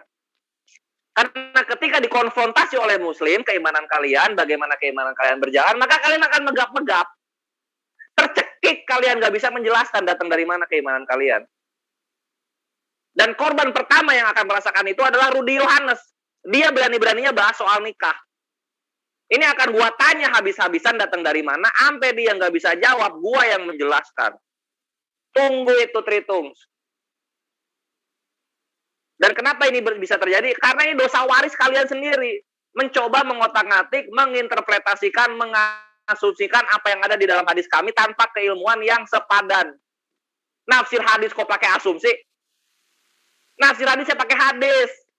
Nafsir hadisnya pakai Al-Quran. Dicari tuh runtutan hukumnya kayak gimana. Nafsir Al-Qurannya pakai ayat. Ayat pakai ayat. Ayat pakai hadis. Ayat pakai ulama. Gitu urutannya. Dalil pakai dalil. Lah lau siapa? Nerjemahin ayat kok pakai asumsi. Pakai perkataan sendiri. Apa nggak kurang ajar yang kayak gitu? Iya nggak sih? Iyalah. Terguncang nggak lu? Kagak. Emosi kalian itu kepada kami. Karena kami berjalan di dalam kebenaran. Semua literasi mendukung Muslim. Ada di belakang kami. Sedangkan kalian didukung oleh asumsi. Didukung oleh orasi. Selamat datang di kebenaran. Apalagi yang mau kita babat nih? Ya, silakan Ustaz Sugi atau Ivan Villa yang lainnya. Ini mau membakar dulu sebatang dua batang rokok. Yang mungkin nikotinnya akan menjadi rasa kemenangan. Lanjut. Amin. Mengenai hadis yang menyatakan bahwa ketika kita menguap itu setan yang masuk, sebenarnya itu kan kias, ya, bukan dipahami setan yang sebenarnya. Karena memang faktanya ketika kita menguap itu satu, tidak sopan kalau kita tidak menutup mulut, ya, tidak menutup mulut itu tidak sopan. Sebenarnya ke arahnya ke sana, Bang Trion Slayer. Kemudian penyakit juga bisa masuk dari situ. Islam sangat indah sekali. Ya, mengatur umatnya supaya tidak berperilaku seperti binatang, karena binatang itu menguap nggak pakai tutup mulut. Umat Islam tidak boleh seperti itu, ya, harus menjaga kesopanan juga. Coba, ya, nggak usah ditutup deh mulutmu itu kalau nguap. Lagi ada rapat, ada lagi duduk-duduk, apalagi bersama orang yang dihormati. Tiba-tiba Anda menguap, wah, begitu. Ketika Anda tidak sopan, maka wajarlah. Ya, setan itu mentertawakan Anda. Sebenarnya seperti itu. Jangan dipahami secara harafiah. Kalau dipahami secara harafiah, gawat, ya, bisa hancur semuanya. Contoh Bible Anda. Kalau dipahami secara harafiah, kacau, Bos. Tuhan pinjam pisau cukur misalnya. Kita pahami secara harafiah. Ya, gimana? Begitu ya. Jadi coba dipahami sesuatu itu, dipikirlah apa benar ini maksudnya harafiah atau secara kias begitu. Ya, itu aja yang saya komentari. Bang Handi, mau komentar? Silakan. Ya, tafadhol Ikhwan fillah yang lain.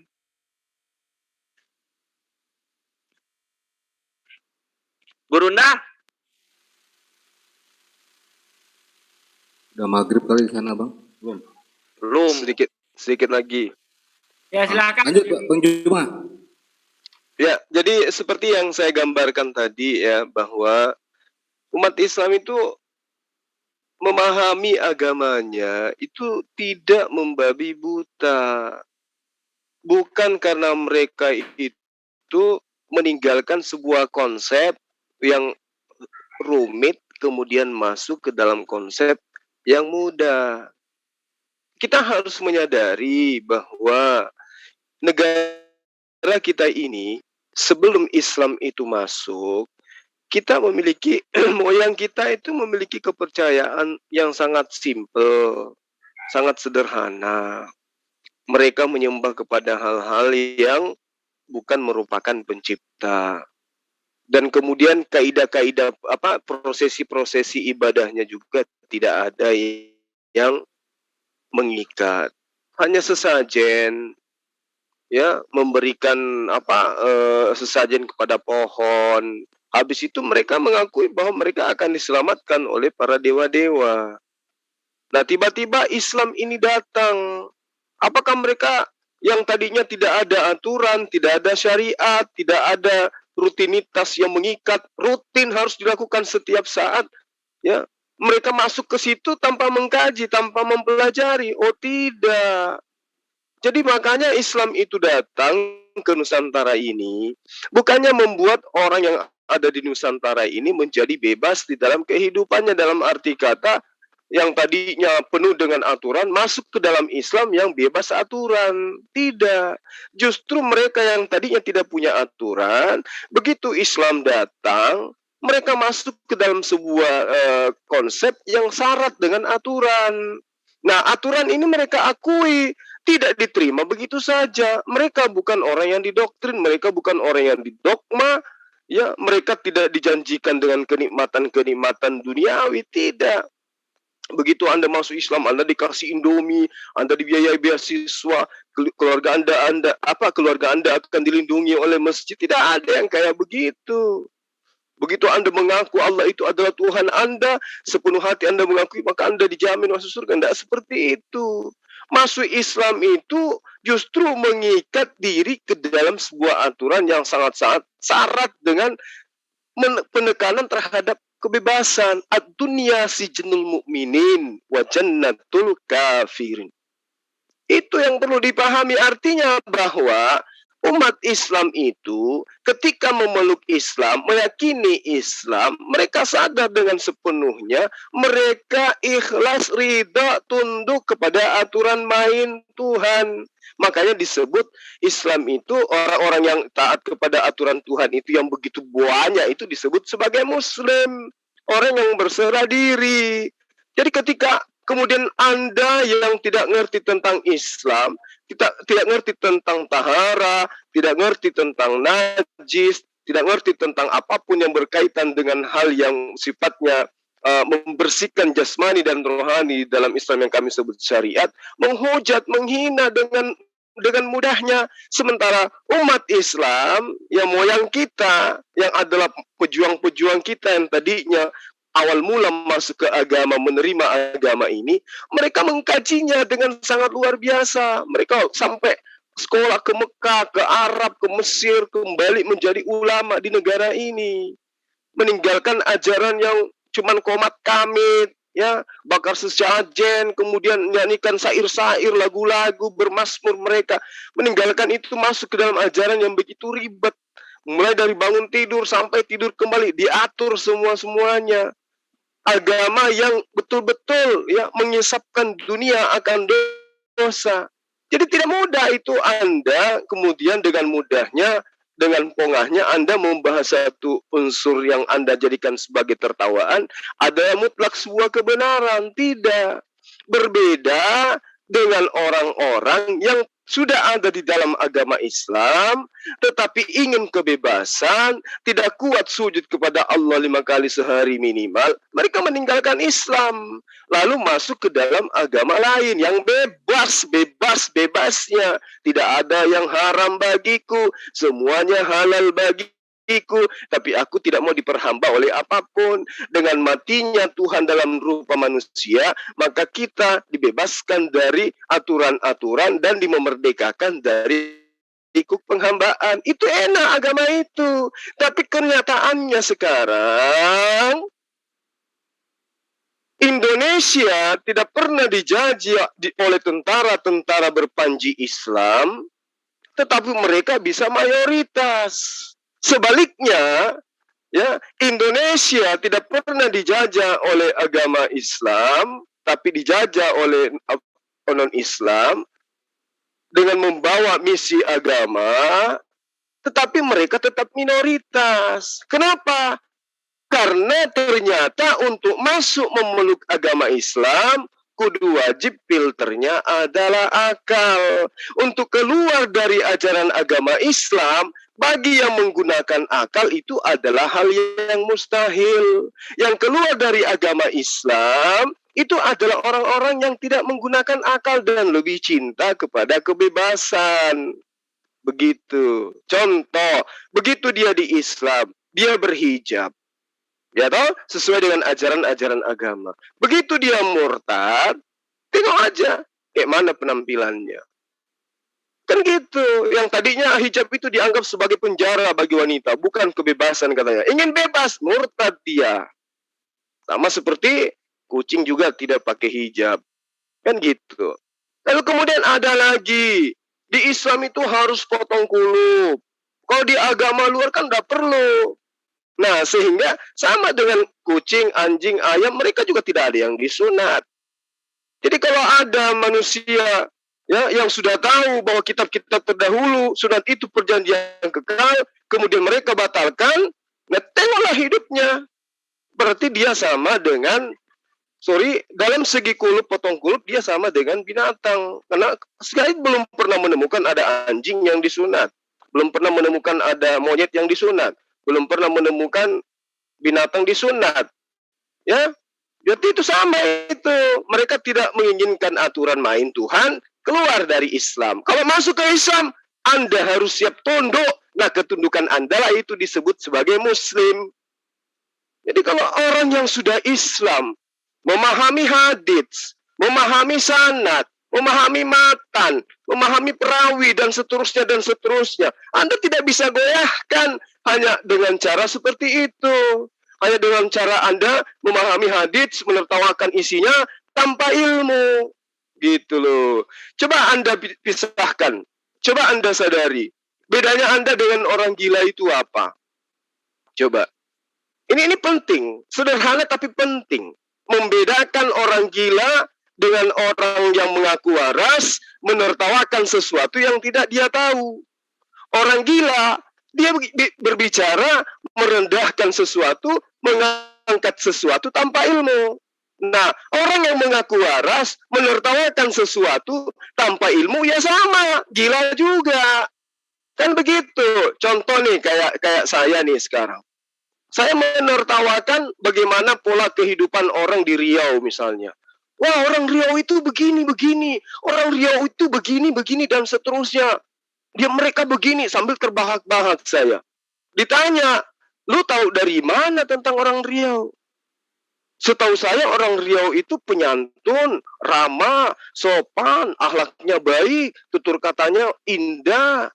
Oh tidak mas, tahu dari mana sampean? Oh saya pernah membaca buku mas. Buku apa? Katanya buku orang Riau. Apa yang diceritakan di situ? Ya begini. Siapa penulisnya? Seakurat mana penulis itu menerangkan tentang Riau? Pernahkah dia ke Riau? Pernahkah dia bertemu dengan orang-orang yang ada di sana sebagai pribumi asli di sana? Nggak tahu mas. Loh kok kamu tertawakan? Ya iya saya ngikutin ini aja. Berarti Anda sama dengan orang gila. Nah bagaimana dengan orang Riau? Apakah pemahaman orang Riau dengan orang yang tadi menertawakan sebuah buku tentang orang Riau itu apakah sama? Tidak. Orang Riau tahu betul mereka itu seperti apa, adat mereka seperti apa, budaya mereka seperti apa, tata krama mereka seperti apa, bahasa mereka seperti apa, paham mereka. Sehingga kalau ada orang yang menertawakan, itu jatuh kepada penistaan, penghinaan, merendahkan. Padahal negara ini menjunjung tinggi rasa saling hormat menghormati. Sama seperti sahabat Kristen tentang Islam. Tuhannya Islam dihujat, dibilangnya punya anak, dibilangnya menjelma menjadi manusia, dibilangnya setelah menjadi manusia dibunuh oleh manusia. Kalau Anda mengatakan itu adalah Brahma, itu adalah Zeus, itu adalah Yahweh, itu adalah Theos, urusan Anda. Tidak ada masalah di situ. Tapi ketika Anda mengatakan Allah punya anak Allah, kami ini adalah anak-anak Allah, itu telah menyakiti kami umat Islam. Ya, di kitab Anda ada buah dada di jama-jama, ada yang dikatakan buah sakar seperti buah sakar keledai. Lalu kemudian apalagi makan roti dibakar di atas jelai tai kering, apalagi Lot diperkosa dikasih minum sama anak gadisnya, lalu kemudian dia diperkosa bergantian sehingga anak gadisnya itu hamil. Kemudian apalagi ada pemberitaan bagaimana seorang istri mengajak seorang laki-laki lain untuk berzina sampai pagi karena suaminya dalam perjalanan. Lalu kemudian buku cerita ini kalian gunakan dengan mengatakan buku itu Alkitab. Nyakitin hati kami gitu loh. Karena menurut kami kata al itu adalah hak cipta umat Islam. Di kitab manapun tidak ada kata al itu. Kata al itu adalah hak mutlak bagi kami umat Islam karena hanya ada di dalam Al-Quran. Dan Alkitab itu nama lain daripada Al-Quran. Ibarat kata Zuma, nama lainnya Zulkifli. Jadi lucu kemudian kalau si Martin dipanggil Zuma. Gitu. Sama ketika seorang maling ayam. Maling ayam itu bagi orang Indonesia adalah predikat yang sangat buruk. Pencuri ayam, orang yang mengambil ayamnya orang tanpa izin empunya. Lalu kemudian kami orang Makassar menggantikan pencuri ayam itu dengan nama pendeta, julukan pendeta. Akan menyakiti hati kalian. Kenapa? Karena profesi maling ayam tidak sesuai dengan pendeta dalam persepsi pemikiran orang Kristen. Begitulah kami. Pemikiran kami tentang Allah tidak boleh Anda dudukkan sebagai konsep di dalam paradigma agama Anda. Ya. Tidak boleh Alkitab yang kami junjung tinggi Anda dudukkan untuk menyebut sebuah buku yang isinya banyak pornografi dalam. Tidak boleh. Itu nyakitin kami gitu loh. Tapi selama ini kami sabar. Selama ini kami santun sama kalian gitu loh. Kata ayat, kata bab itu hanya milik Al-Quran. Di kitab kalian ada disebut ayat. Timotius ayat sekian, nyakitin kali itu. Tapi kalian tidak pernah sadar, kalian nyakitin saudara sendiri. Ya, Galatia bab sekian itu nyakitin kami karena bab itu bahasa Quran, ayat itu bahasa Quran. Rasul Paulus mengharamkan sunat, itu nyakitin kami karena Rasul itu adalah bahasa julukan sakral kali di dalam Islam. Tapi kalian tidak pernah sadar itu, malah makin gila, semakin hari semakin menjadi-jadi kalian. Udah nyakitin saudara sendiri, balik lagi membahas sesuatu yang kalian tidak tahu. Tambah nyakitin kami, ditambah lagi mempertontonkan so hebat, so cantik, so gagah, membahas tentang apapun yang kalian tidak tahu. Yang penting berbau Islam, kalian santap semua. Makanya saya katakan, nenekmu kiper. Karena nenek lu nggak pernah ngajarin bagaimana membahas Quran dengan baik, bagaimana membahas hadisnya agama kitabnya umat Islam itu dengan baik gitu loh. Jadi pada dasarnya kalian itu tidak ngerti kitab suci kami. Kalian iri dengan kitab suci Islam. Kalian iri dengan kekompakan umat Islam. Ya, kalian tidak bisa memborbardir kebenaran Al-Quran. Kalian tidak bisa melaksanakan, menunaikan apa yang ada di dalam Islam. Karena tidak bisa, karena tidak sanggup, kalian balik menghujat karena sakit hati. Ingin menyerang Quran, nggak bisa. Akhirnya kalian menyerang hadits. Ini sangat disayangkan ya, di dalam sebuah negara yang diperjuangkan dengan persatuan yang begitu kokoh, kasih sayang yang begitu indah. Kalian ingin porak-porandakan dengan mencoba menyikut kami, bahkan menikam kami. Ya, kami sudah berkorban. Orang Malaysia contohnya, mereka nggak terima kata Allah itu dipakai dengan saudara Kristennya. Kami di sini biasa aja, kami nggak pernah protes, kami nggak pernah frontal. Tapi sejatinya sadarlah Anda, karena Anda merasa anak-anak Tuhan, karena Anda merasa punya Roh Kudus, ngertilah tentang perasaan kami. Karena katanya, kalian itu mengasihi musuh lebih dari mengasihi diri kalian. Loh, kita bukan musuh loh, tapi kenapa kalian malah sakiti kita? Pakai kata-kata yang sangat sakral di agama kami untuk kalian gunakan di dalam agama kalian. Nggak pede kali kan? Nggak percaya diri kali kan? Ini lagi muncul. Selalu japri saya setiap hari. Belakangan ini paling intens meneror saya dengan japriannya dia. Baca kitab-kitab ayat-ayat di dalam kitabnya menggunakan bahasa Latin Arab. Itu apa tujuannya? Coba. Untuk apa kamu japri saya dengan membaca Yohanes menggunakan bahasa Arab, dengan menggunakan bahasa ejaan Latinnya? Nggak perlu, saya tahu kok.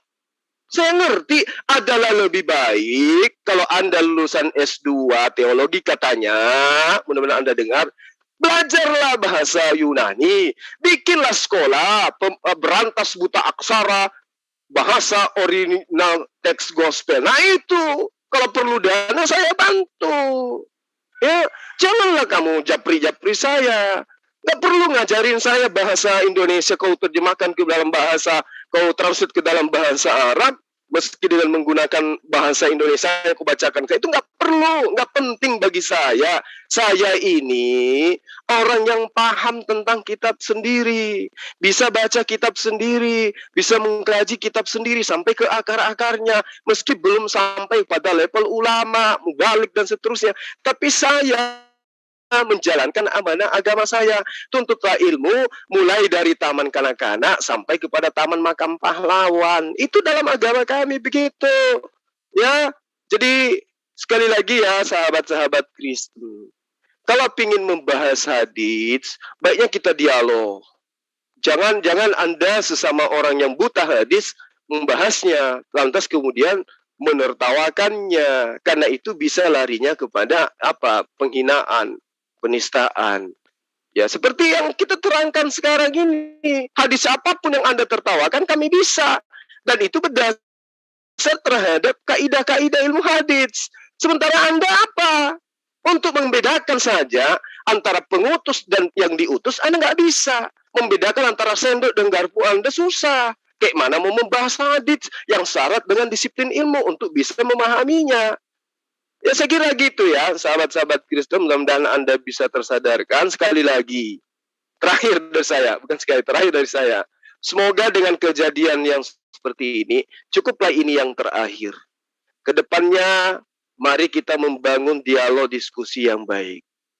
Ya, mari kita membangun sebuah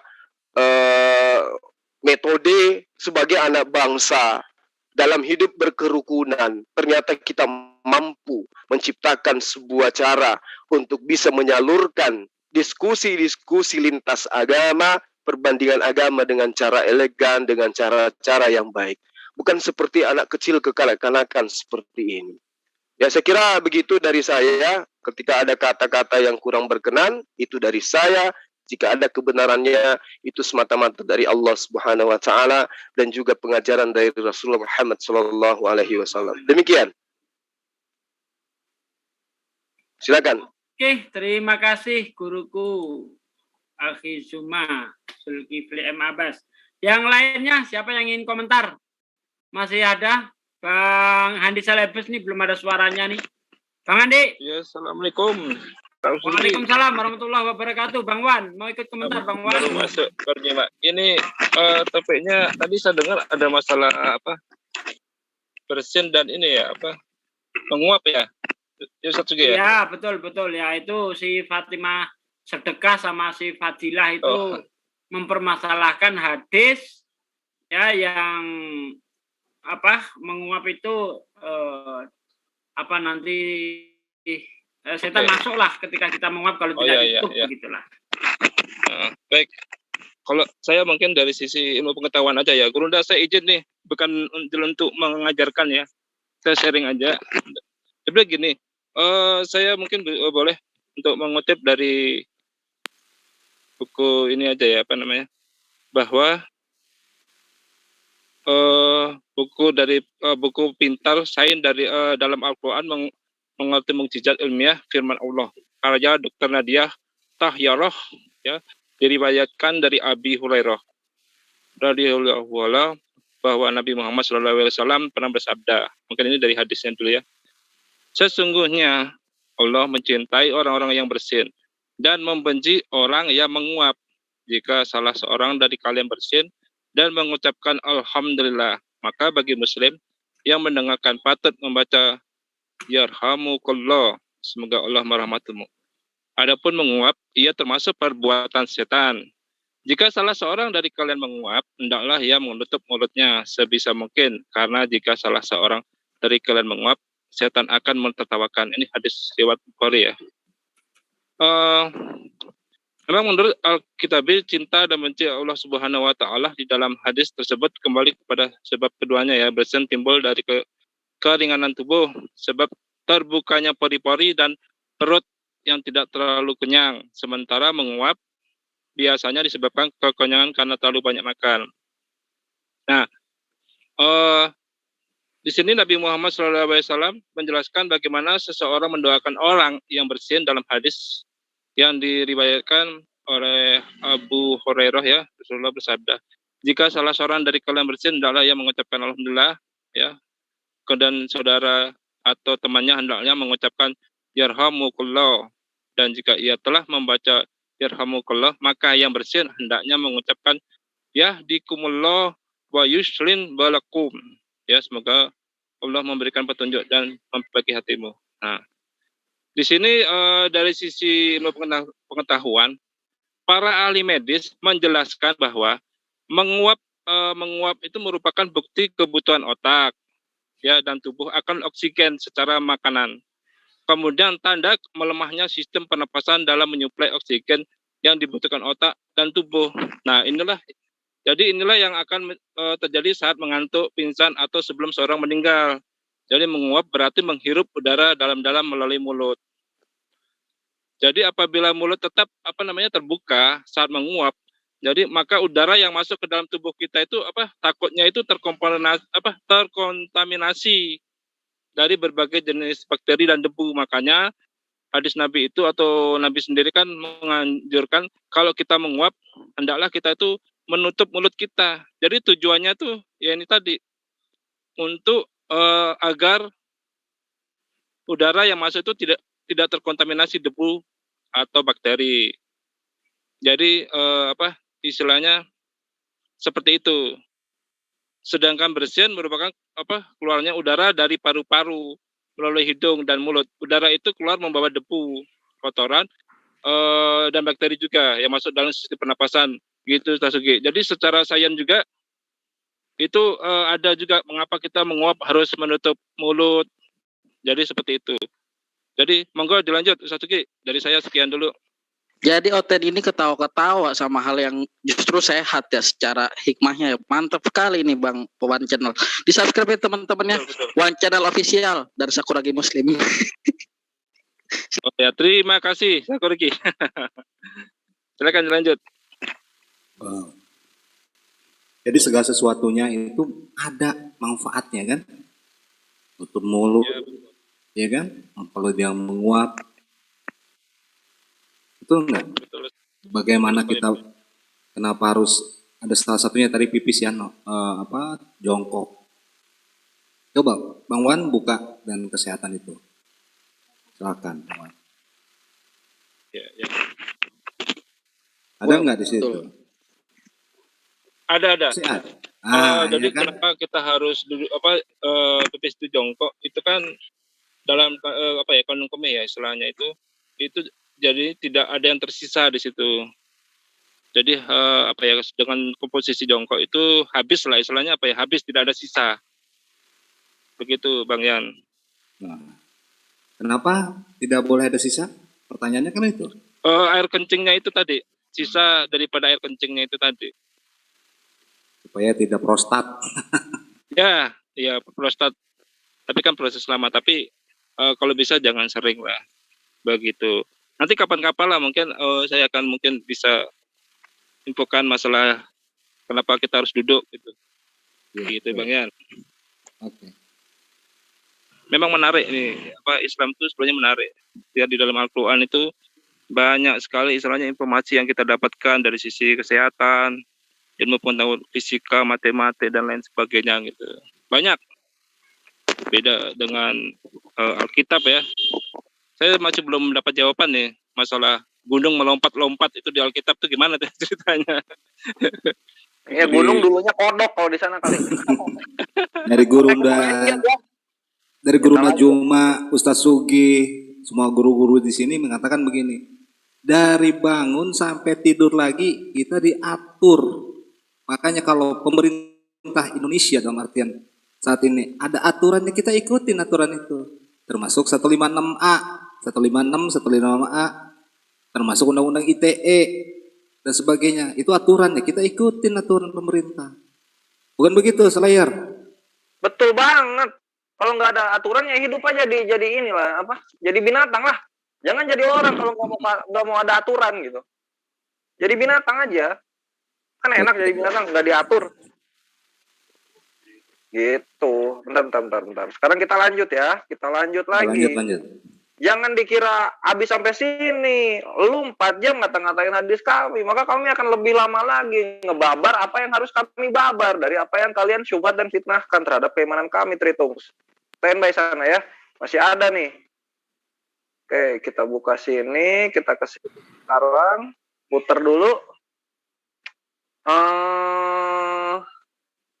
Sekarang kita si Kosman nih, Kosman berbicara nih. Kita masuk ke sholat. Tadi cebok kita bantai balik, menguap udah kita bantai balik, poligami dibantai balik, pipis Baitul Maqdis sudah dibantai balik. Ya, sekarang kita ke sholat 10836. 10836. Nah, lihat nih. Selama ini kan orang Islam tidak paham bahwa orang sholat 5 waktu itu akan celaka, dan kita harus bukakan ini biar pada denger gitu. Jadi selama ini orang sholat akan masuk surga katanya. Maka saya tanya, di mana ada ustadz yang bisa membuktikan bahwa orang sholat itu masuk surga? Ayatnya di mana gitu? Oke, 1. Minta itu ya, Kosman. Minta itu lu Kosman. Gua kasih Kosman. Gua kasih serius. Tunggu situ ya, tapi kita akan akumulasikan, lanjut ke 11205. 112. Ya, Pak Kaci ingat tertawa. Ya, 45 kan Pak Kaci? Iya. Nah ini kan perintah. Utlu ma uhiya. Bacalah apa yang diwahyukan. Ilaika kepadamu minal kitabi, dari kitab kami, wa aqimus sholah, titik. Dan dirikanlah sholat. Kemudian diperjelas oleh berikutnya, inna sholata tanha anil fahsya'i wal munkar. Ini sholat itu sebenarnya bukan 5 waktu, bukan tunggang-tunging. Makanya saya jelaskan, sesungguhnya sholat itu mencegah dari perbuatan-perbuatan keji dan munkar. Maka saya simpulkan, perhatikan itu ikhwan filah dan Tritung. Maka saya simpulkan, dengan gagah perkasa, Kosman menyimpulkan apa yang dia baca. Ini malaikat Kosman, ini malaikat berkaki 3 atau gimana? Kok bisa berani-beraninya menyimpulkan? Itu kita perhatiin, kita dengerin sekarang apa kesimpulan dia. Siapa bisa mencegah dari perbuatan keji dan munkar, baik itu mulut, kelakuan, tangan, kaki, itu orang sholat. Begitu.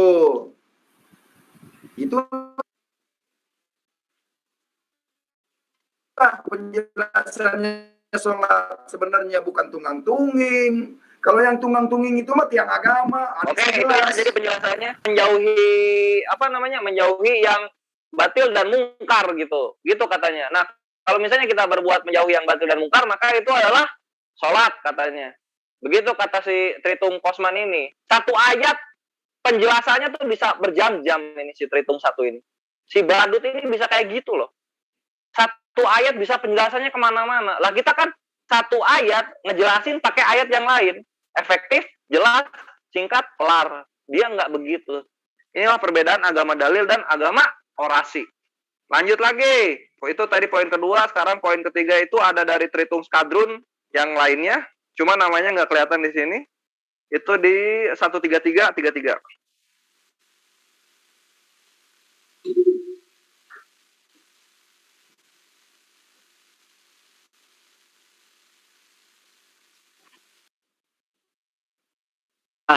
Kalau mereka itu berdoa sujud, yang udah jelas di sini bahwa Muhammad itu berdiri menyembahnya, dalam kurung melaksanakan sholat. Jadi sholat itu berdiri, bukan sujud gitu. Iya, mereka itu manusia salah. By the way, Disuruh ngikutin Isa Al-Masih, malah ngikuti Muhammad. Disuruh ngikuti Quran, malah ngikuti hadis dan Ustaz. Ya. Nah itu. Cakep ya? Cakep banget, sempurna banget coba dan pindah mereka ini untuk kita kuliti balik. Kita kuliti balik. Jadi yang pertama itu orang Islam tidak paham bahwa sholat 5 waktu itu adalah celaka dan nggak ada ayatnya. Kalau misalnya sholat itu jadi masuk surga, itu pertama. Terus yang kedua itu kesimpulan dari si Tritung Badut Kosman ini. Terus yang ketiga sholat itu mesti berdiri karena ada dalam kurung melaksanakan sholat. Kalian tunggu di situ Tritung, gua jelasin. Lanjut sekarang ya. Ke biasa data dulu. Nah, kita tadi ke sini. Al-Mu'minun dulu Bang Slayer ayat 11 itu. Yes, yes. Salat itu mendapatkan surga. Yes, yes. Kita ke sana nanti. Ini apa nih? Bentar. Ini yang ngejelasin. Oh, ini yang tadi ya. Oke. Ini. Nah, ini ya. Al-Mu'minun. Al-Mu'minun nih, Ustaz Sugi. Kita kasih Al-Mu'minun. Mau dari ayat mana nih? Itu dari 1 sampai 11. Yes, 1 sampai 11. Nah, Kosman perhatiin nih, Al-Mu'minun 1 sampai 11, Kosman. Ya, Ustaz Sugi, tafadhol. Laha mu'minun. Sungguh beruntung orang-orang yang beriman. Alladzina hum fi sholatihim khoshi'un. Yaitu orang-orang yang khusyuk dalam sholatnya. Loh, itu beruntung dia. Iya, dia minta ini mana buktinya? Mu'ridun. Perbuatan dan dan orang-orang yang menjauhkan diri dari perbuatan dan perkataan yang tidak berguna. Walladzina hum li zakati fa'ilun. Dan orang-orang menunaikan zakat. Walladzina hum li furujihim hafidun. Dan orang-orang yang memelihara kemaluannya. Ini apa ini? Ini. Sebentar. Ayat berapa itu? Ayat 6. Ayat 6 ya, bentar aku baca dari Qur'annya aja. Ilah ya. Ini ilahnya beda. Ila ala aswajihim au ma malakat aimanuhum fa innahum ghairu malumin. Kecuali terhadap istri-istri mereka atau hamba sahaya yang mereka miliki, maka sesungguhnya mereka tidak tercela. Pamani batago waro'a zalika faulaika humul adun. Tetapi barang siapa mencari di balik itu zina dan sebagainya, maka mereka itulah orang-orang yang melampaui batas. Ya. Walladzina hum mana tadi ayatnya? Walladzina hum li amanatihim wa ahdihim raun. Dan sungguh beruntung orang-orang yang memelihara amanat-amanat dan janjinya. Ya. Walladzina hum ala sholatihim yuhafidun. Serta orang-orang yang memelihara sholatnya. Ulaika humul warisun. Mereka itulah orang-orang yang akan mewarisi. Yang akan mewarisi apa? Ya, allazina yarisunal firdausa hum fiha khalidun. yakni orang-orang yang mewarisi surga Firdaus, mereka kekal di dalamnya. Siapa yang mewarisi surga Firdaus? Orang yang sholat, orang yang zakat, orang yang tidak berzina, ya, orang yang beriman, itulah yang akan mewarisi Firdaus. Sedangkan orang yang menuhankan manusia, neraka tempat kembalinya, dan tidak ada penolong bagi orang-orang yang zalim. Begitu Bang Kores, silakan. Cakep Ustaz Sugi, tambahin 1 tahun wahai pihak berwajib, tambahin 1 tahun. Yang dia minta udah kita penuhi. 1 ayat nih. Nih, jadi di ayat 2 di situ orang yang khusyuk dalam sholatnya. Di ayat 10 di ayat 9 serta orang yang memelihara sholatnya. 10-11-nya dijelaskan mereka itulah orang yang akan mewarisi Firdausa. Apa itu Firdaus? Surga. Luar meledak lo. Tambahin 1 tahun pihak-pihak berwajib. Tambahin 1 tahun nih buat ya. kurang puas sama kalau 1 tahun Satsugi. Kita tambah lagi nih. Dia minta kami beri, dia minta kami penuhi. Bentar. Sinyalnya ngedrop. Oh, ini udah. Nah, ini ya, perhatiin di sini. Pantes murtad, goblok sih MKC sih. Nah, ini ya. Nih, kami nih. Yang sholat, nggak ada orang sholat masuk surga kan ngawur. Celaka orang yang sholat seperti apa ya? Fawailul lil musallin. Celakalah bagi orang yang sholat. Ya, alladzina hum an sholatihim sahun, alladzina hum yuraun wa yamnaunal maun. Itulah yang celaka, yang lalai dalam sholatnya, ya, yang ingin dilihat orang lain ketika ia sholat. Walaupun sholat dia tidak mau memberi sumbangan, tidak mau bersedekah, tidak mau berinfak, itu yang celaka. Sedangkan orang yang betul-betul menjalankan sholat dengan khusyuk, tidak lalai dalam menjalankan sholatnya, tidak ingin dilihat orang lain, dia mau bersedekah, mau berzakat, dia akan mewarisi surga. Al-Mu'minun ayat 1 sampai ayat 11. Itu orang muslim yang cerdas begitu mikirnya. Sedangkan orang Islam yang goblok, nggak ngerti Al-Quran, akhirnya murtad. Makanya jangan heran kalau murtadin itu mayoritas bego. Sedangkan orang-orang Kristen yang cerdas, dia akan menjadi mu'alaf. Takbir, Allahu Akbar. Allahu Akbar. Nah, sekarang nih perhatiin di sini. Tadi yang Al-Jin ayat 19 itu menjelaskan mengenai sholat itu berdiri katanya. Karena di dalam kurung ada mendirikan sholat. Nah, gitu kan, berdiri menyembahnya, mendirikan sholat. Nah, perhatiin di sini nih. Ini di surah Ali Imran ya, Ali Imran. Sebentar. Ini tuh. Ya, Ali Imran benar. Di ayat 113. Mereka itu tidak sama.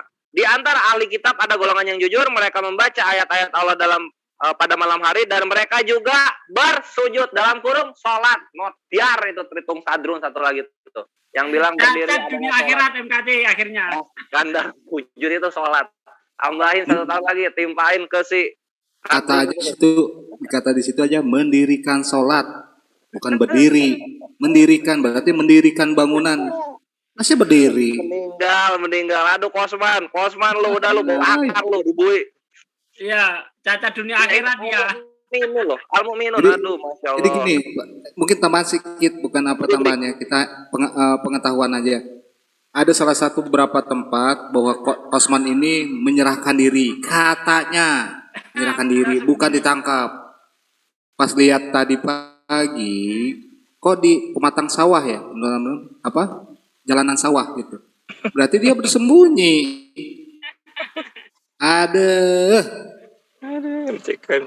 Ya itu aja ya. Jadi kebenaran itu akan datang dengan sendirinya, dengan jalannya sendiri. Monggo dilanjut, Kores. Siap. Nah, sekarang siapa namanya? Si Kosman ini apa lagi ya dibilangnya? Bentar. Yang berikutnya itu si Kosman ngomong sholat itu bukan tunggang-tungging, tapi tidak jahat, tidak menyakiti orang lain, itulah yang namanya sholat. Nah itu ya, bentar kita akan buka share screen-nya dulu. Aduh, ngaco setengah mati itu. Iya. Itu adalah imbas ya, efek dari kita menjalankan sholat. Inna sholata tanhanil fasa wal mungkar. Ketika kita sholat seharusnya bisa meninggalkan perbuatan-perbuatan yang keji, yang mungkar. Bukan seperti yang dikatakan KC, sholat itu tidak tunggang-tungging, tapi meninggalkan perbuatan keji dan mungkar. Itu ngawur. Ritualnya kita ya rukuk, sujud, takbir, berdiri, baca Al-Fatihah, baca surah-surah pendek, ya itu ritual. Nah dari itu semua kalau kita lakukan, ya maka kita akan menjadi orang yang baik. Sebab bagaimana mungkin kita tidak menjadi orang yang baik kalau kita selalu berkomunikasi dengan yang menciptakan kita. Yang menciptakan kita mengingatkan kepada kita, ya jangan kamu zina, jangan kamu mabuk, jangan kamu makan babi, jangan kamu mencuri. Nah, kita selalu komunikasi dengan itu. Kalau kita sudah merasa dekat dengan Allah dengan melakukan sholat itu, maka dengan otomatis kita akan menjauhi larangannya dan menjalankan segala perintahnya. Begitu sebenarnya itu. Bukan kayak si degleng KC ini. Ya, ngawur dalam memahami sebuah hadis, makanya dia murtad karena degleng, ya cacat dunia akhirat. Di dunia kakinya 3, di akhirat remek, pokoknya cacat dunia akhirat itu si kaci. Nah ini sekarang Ustaz, apa namanya, dia itu di surah 45 itu surah Al-Ankabut ya, Al-Ankabut. Di perkataan mereka itu Al-Ankabut diplesetin jadi kalang kabut begitu. Ini orang-orang tritung Nusantara ini ya, memalukan. Nah ini nih di sini 45, bacalah kitab Al-Quran yang telah diwahyukan kepadamu, laksanakanlah sholat, sesungguhnya sholat itu mencegah dari perbuatan keji dan mungkar. Ini kalau misalnya kita logika simpel deh, ini tuh manfaat dari sholat gitu, mencegah dari perbuatan keji dan mungkar. Sama kayak begini, sesungguhnya minum obat itu mencegah dari sakit dan demam. Bukan berarti kita tidak sakit dan tidak demam itu adalah makan obat, artinya nggak begitu, Kosman. Logika lu gimana? Contoh lagi, sesungguhnya makan itu mencegah dari rasa lapar dan sakit. Bukan berarti kita nggak lapar dan tidak sakit maka kita sedang dalam keadaan makan. Lalu gimana sih berlogikanya? Kasihan Tritung awam di live komen sana. Kecuali memang Tritung itu senang dengan hujatan-hujatan terhadap Islam ya. Mereka tuh puas rasanya tuh. Hormon oksitosinnya tuh lepas menggelora gitu ke seluruh badannya. Terpuaskan. Ini aneh ini. Ini ajaran yang aneh serius. Nah, ini kalau kita lihat, kalau misalnya disebut sholat itu adalah sebuah aktivitas mencegah perbuatan keji dan mungkar, maka terus ini gimana dong? Dan laksanakanlah sholat pada kedua ujung siang dan pada bagian permulaan malam. Perbuatan-perbuatan baik itu menghapus kesalahan-kesalahan. Itulah peringatan bagi orang-orang yang selalu mengingat Allah. Berarti ini orang Islam ini ditentukan dong. Di kedua ujung siang kita harus berbuat baik gitu. Terus nanti di permulaan malam kita juga mesti berbuat baik. Jadi ada ininya, di lain waktu itu maka kita tidak berbuat baik. Ya kan bingung logikanya kalau kayak begitu, Kosman. Gimana caranya lu beriman pada ayat-ayat yang lain yang ada frasa-frasa lafaz sholatnya? Contoh lagi di sini. Di surah 79, pada sebagian malam lakukanlah salat tahajud. Coba, apa maksudnya jadi? Berbuat baik ketika bangun setelah tidur gitu. Kan tahajud artinya itu, bangun setelah tidur. Gitu jadi artinya. Jadi setelah kita bangun kita langsung berbuat baik gitu. Kita langsung membela kebenaran. Apa kayak gitu, Kosman? Lalu makin bingung kalau kita bawa ayat-ayat yang lain yang di sana terdapat lafaz sholatnya. Nanti di sini juga, nih, wahai orang beriman, apabila telah diseru untuk melaksanakan sholat pada hari Jumat, maka segeralah kamu mengingat Allah dan tinggalkanlah jual beli. Jadi gimana maksudnya diseru kayak gimana? Wahai orang Islam, ayo berbuat baik, gitu maksudnya. Iya. Ayo, jangan berbuat keji dan mungkar, kayak gitu maksudnya. Ya makin keblinger gitu. Inilah kenapa kalian disebut domba.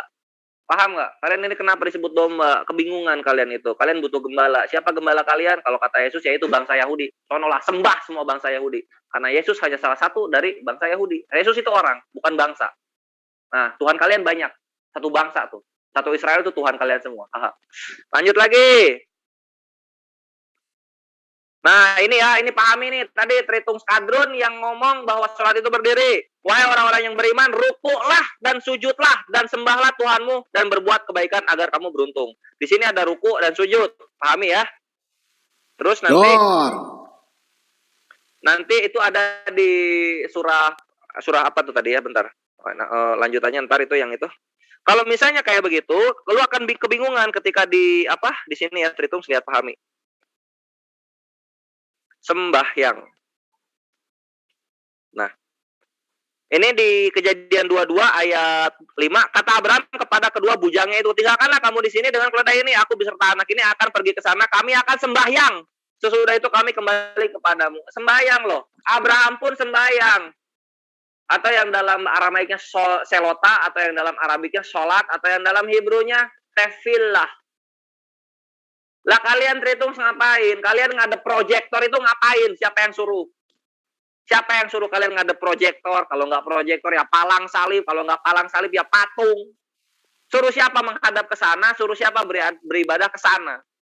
Padahal sejatinya Abraham ini sembahyang. Masih kurang. Gua tabok lagi lo pakai ayat-ayat nih. Bentar.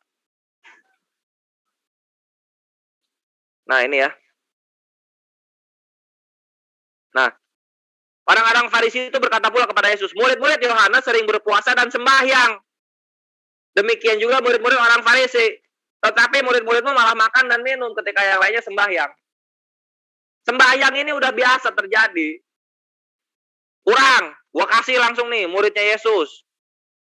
Para Rasul tuh ada juga tuh Bang. Iya, kisah para Rasul 3:16 kalau nggak salah. Mana ya? Mana nih? Kok nggak keluar? Oh ini dia. Pada suatu hari menjelang waktu sembahyang, yaitu pukul 3 petang, naiklah Petrus dan Yohanes ke bait Allah.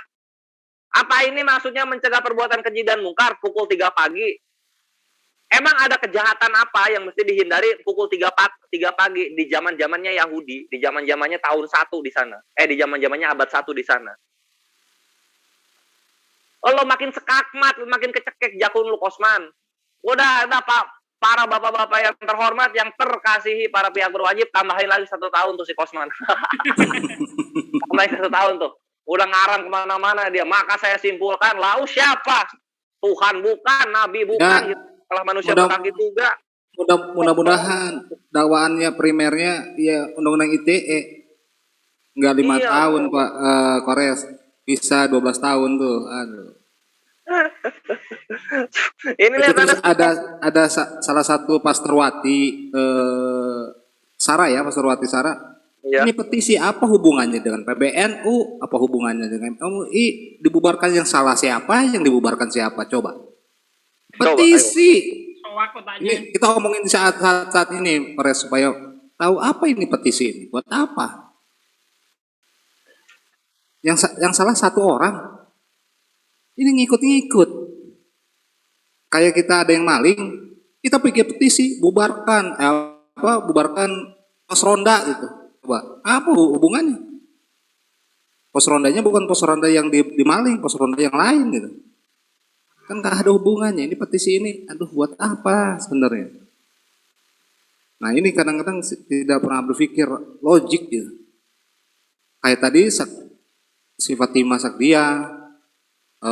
Terus siapa lagi tadi? Yang cewek satu lagi? Yang dari Arab? Dari Arab itu Fadilah. Ya. Itu perasaan paling pinter. Tapi katanya. Jangan pakai perasaan, akhian. Suka sakit. Enggak. Maksudnya dalam artian kalau orang ya berpikir ya, kalau katanya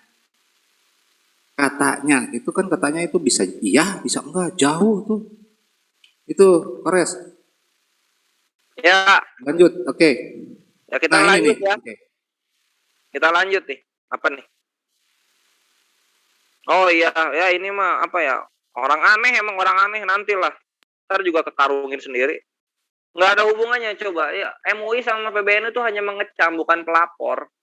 Udah masalah kaprah, buta hukum lagi, nggak paham apa-apa terhitung sini soal kenegaraan, nggak diajarin sama Tuhannya. Lanjut lagi.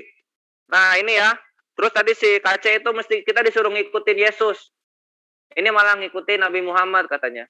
Disuruh ngikutin Al-Quran, ini malah ngikutin ulama-ulama. Nah sekarang gini, ilmu lu mengenai kitab-kitab yang ada itu secara tertulis yang bahasa Yunani dan bahasa Ibrani, lu gimana pahamnya kalau bukan orang-orang yang mempunyai bahasanya sendiri yang ngejelasin? Gimana Tritung buatannya?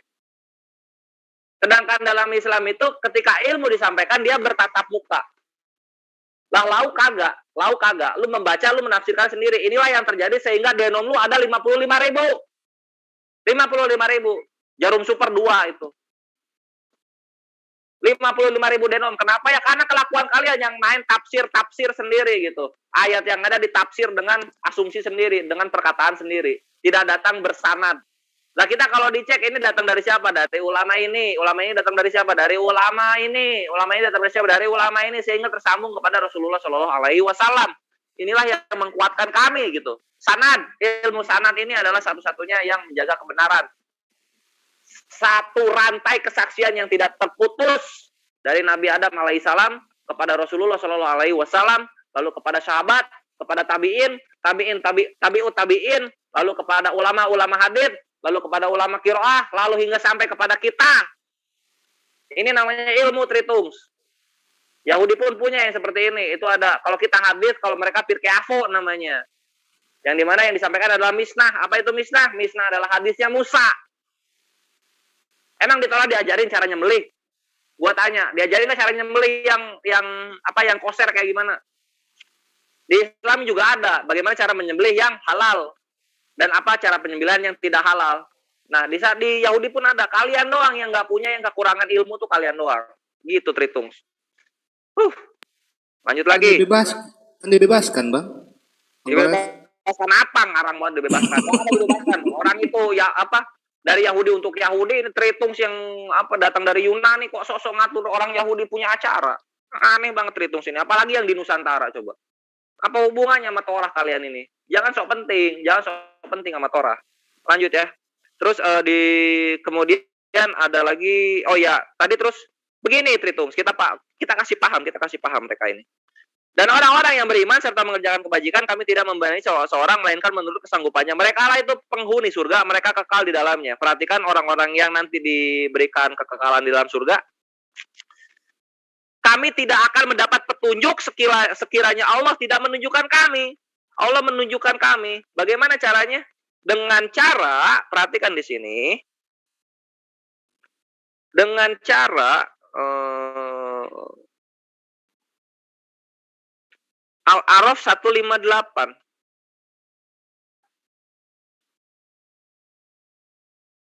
Al-A'raf 158. Gimana caranya Allah memberikan petunjuk?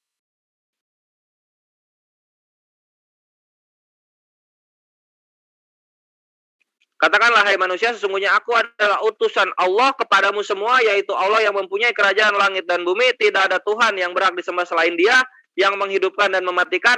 Maka berimanlah kamu kepada Allah dan Rasul-Nya, Nabi yang ummi, yang beriman kepada Allah, kepada kalimat-kalimatnya, dan ikutilah Dia supaya kamu dapat petunjuk. War. Ini petunjuk kami. Yang namanya jalan itu bukan petunjuk, jalannya jalan. Itu yang kami jejaki. Pakai sendal kayak, pakai sepatu, pakai nyeker, pakai ban truk. Itu fungsinya jalan. Kami tidak berhenti di jalan dan menyembah dan jedot-jedotan jidat di jalan. Panas, bre, panas. Kalau kalian silakan, kami nemu jalan, kami lalui, kami sisiri itu jalan. Nah sekarang kalian punya jalan, ada petunjuknya nggak? Ada yang membimbing kalian melewati jalan itu nggak? Tahu nggak kalian seberapa lurus jalan itu kalau nggak ada yang menunjuki? Kami punya petunjuknya. Kami tahu jalan lurusnya. Sehingga kami, Islam, adalah satu-satunya keselamatan yang hakiki. Seluruh umat Islam masuk surga tanpa terkecuali. Yang beriman kepada Allah dan Rasulnya sudah dijanjikan surga. Al-A'raf ayat 42-43. Al-Baqarah ayat 25. Al-Mu'minun 1-11. Tritungs, Matius 7, 21-23. Kalian setengah dimaktubkan masuk neraka, Tritungs. Jadi jangan jualan keselamatan kepada kami yang lebih selamat seluruhnya. Begitu ya Tritungs. Pahami ini Tritungs. Jangan terguncang. Yesus yang ngomong itu. Selamat datang di kebenaran. Bareng satu gitu. Sebenarnya kebenaran ini sakit, Mina. Sakit lah, makanya macam-macam mereka coba. Nanti Irfan Villa yang di live komen silahkan cari itu marking itu channel-channelnya Tritungs yang melakukan syubhat dan fitnah, kasih pada ZCC. Kasih pada ZCC. Kita porak-porandain syubhat dan fitnahnya. Betul. Kita bikin mereka sesakit hatinya dengan fakta yang ada. Seperti cara nenek moyang mereka cebok, cara nenek moyang mereka menguap. Why?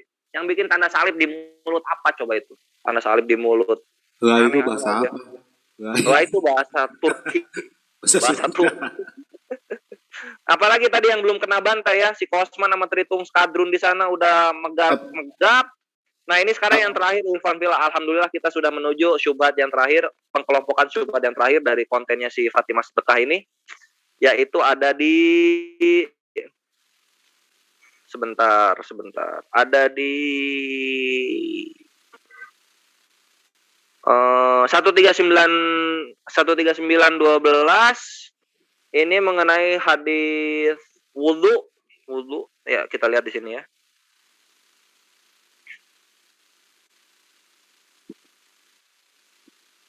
Suaranya, Wes. Suaranya belum ada. Sorry. Afan. Aduh, diulang lagi. Dimundurin satu berapa detik. Iya, begini. Kita masuk lagi. Jadi ini mesti dibiasain emang Irfan Villa. Habis buka share screen, langsung ininya. Salah. Kita buka ke sini. 13912. Sah. Ngemutumit. Apa? Sudahlah Bu ya. Ya, pokoknya gitu. Setahu saya khuf itu sepatu. Ya, ini jangankan yang di bawah umur, yang kita yang udah di atas umur kayaknya ngeri-ngeri sedap gitu. Ngeri-ngeri. Nah begini Bun, maksudnya begini. Di sini kan dia berkata, kemudian beliau mengusap kedua kufnya. Oke, dia sudah mengusap. Taruhlah umpamanya waktu pipis itu kena ini ya, kena sepatunya, kufnya. Dia sudah usapkan, sudah hilang berarti. Apa pipisnya sampai banjir itu sepatunya, kan begitu. Terus kemudian Huzaifah berkata, lalu saya pergi menjauh dari beliau, namun beliau memanggil saya hingga saya berada di sisi tumitnya. Apa si Huzaifah diinjek pakai tumitnya atau bagaimana? Kan ini mungkin dari pipisnya bisa menebus dosanya. Nah itu nggak tahu. Walau alam bisawab ya. Nah, lihat ya lawakan mereka. Ini suaranya kayaknya apal nih saya nih. Gimana keterbelakangannya mereka? Perhatiin itu gimana keterbelakangannya mereka.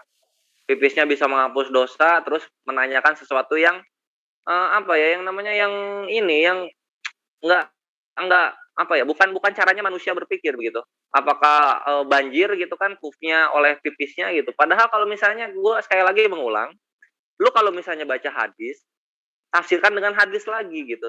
Sehingga kebodohan lu tidak tampil di publik, Tritung. Tidak tampil di publik dan yang menjadikan apa? Menjadikan lu sakit hati sendiri karena dikomentari oleh muslim-muslim seperti kita. Kan gitu ya. Kan gitu. Nah, itu yang pertama, kita keep dulu aja supaya langsung habis di sini mereka semua. 14157 digauli ketika mens.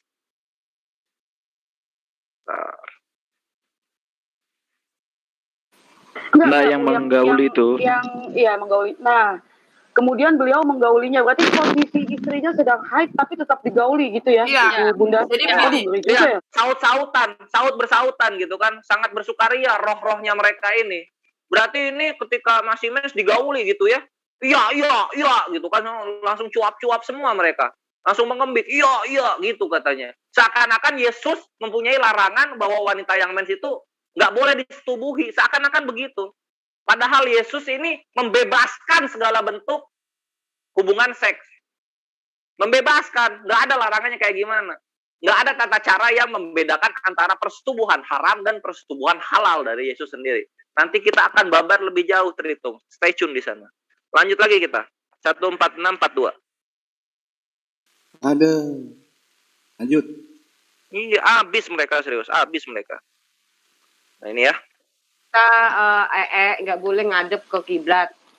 Iya. Tapi malah justru Rasul sendiri yang justru nya ngadep ke kiblat, malah apa namanya ceboknya pakai tembok pula kan. Diusap-usap ke tembok begitu. Tadi yang pertama tadi kita bahas. Enak banget Fatimah Sedekah gitu. Ketika menyimpulkan sesuatu berdasarkan asumsi, tidak pakai hadis. Ceboknya pakai tembok. Nah, terus tadi apa yang pertama sebelum itu? Kita mundur dikit. Nya ngadep ke kiblat, malah apa namanya ceboknya pakai tembok pula. Nah, gitu yang menghadap ke kiblat gitu kan, tanpa dijelasin lebih jauh, tanpa menggunakan hadis, sama ceboknya pakai tembok. Cebok pakai tembok coba. Padahal yang cebok pakai pecahan genteng itu nenek moyangnya mereka. Nah, kita bantai nih, Tafadhol Ivan Villa, silakan. Abang ngambil napas dulu sebelum ngasih fakta-fakta fatality terakhir. Tafadhol. Yang jelas mereka itu sebenarnya hanya ilmu yang tidak berilmu. Ngerti nggak namanya ilmu yang tidak berilmu? Ya ilmunya tidak mumpuni gitu. Tapi saya tahu karena memang di dalam hatinya tuh penuh kedengkian. Karena yang mereka jual tuh hanya seperti itu. Mau menjual kebenaran apa? Mau menyampaikan kebenaran seperti apa? Nggak ada. Landasannya itu di Bible seperti apa? Kita udah tahu semua kan gitu. Nah, salah satu jalan supaya mereka punya nilai jual, ya terpaksa apa ya namanya, mereka-reka spekulasi.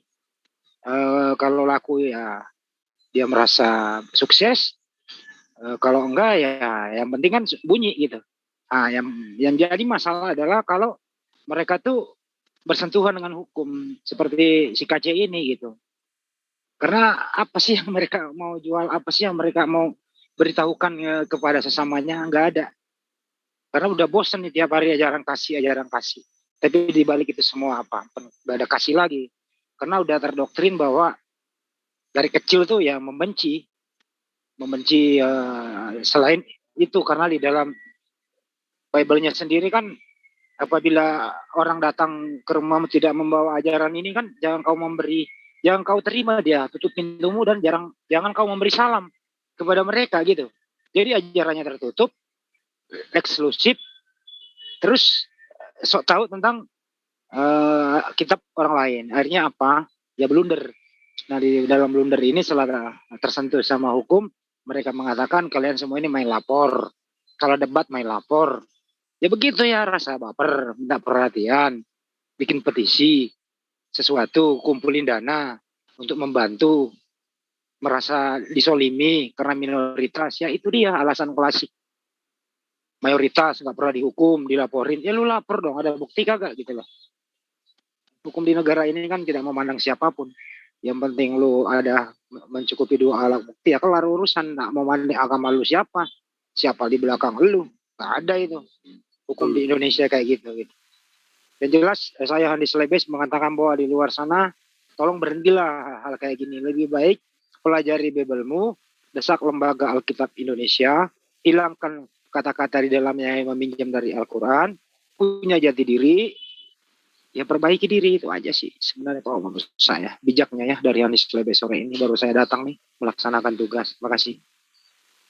Dari mana Bang? Ya biasa Bang, maklumlah.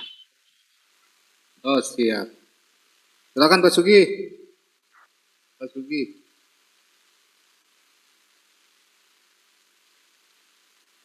Om Kores. Lanjut dulu.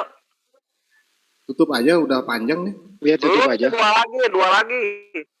Aduh. Udah mau ya udah setengah lanjut. Dikit udah lagi udah 5:30. Bentar lagi maghrib. Mending ditutup aja, nanti next time lah part 3 habis Isya sebentaran 1 jam gitu. Sisain dikit lah buat teman-teman di rumah utama. Iya, Om Kores ini jadi diskusi sama Rudi. Jadilah dia panas. Jam berapa?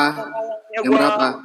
Acak-acak kelakuannya gimana, cara ceboknya. Jam 8. 8 waktu Indonesia bagian barat. Oke, Iwan Villa yang ada di channel-channel Muslim yang ada di afiliasi dengan JCC, silakan nanti jam 8 ada Kores Kristus dengan Rudi Johannes tentang pernikahan ya, hukum pernikahan.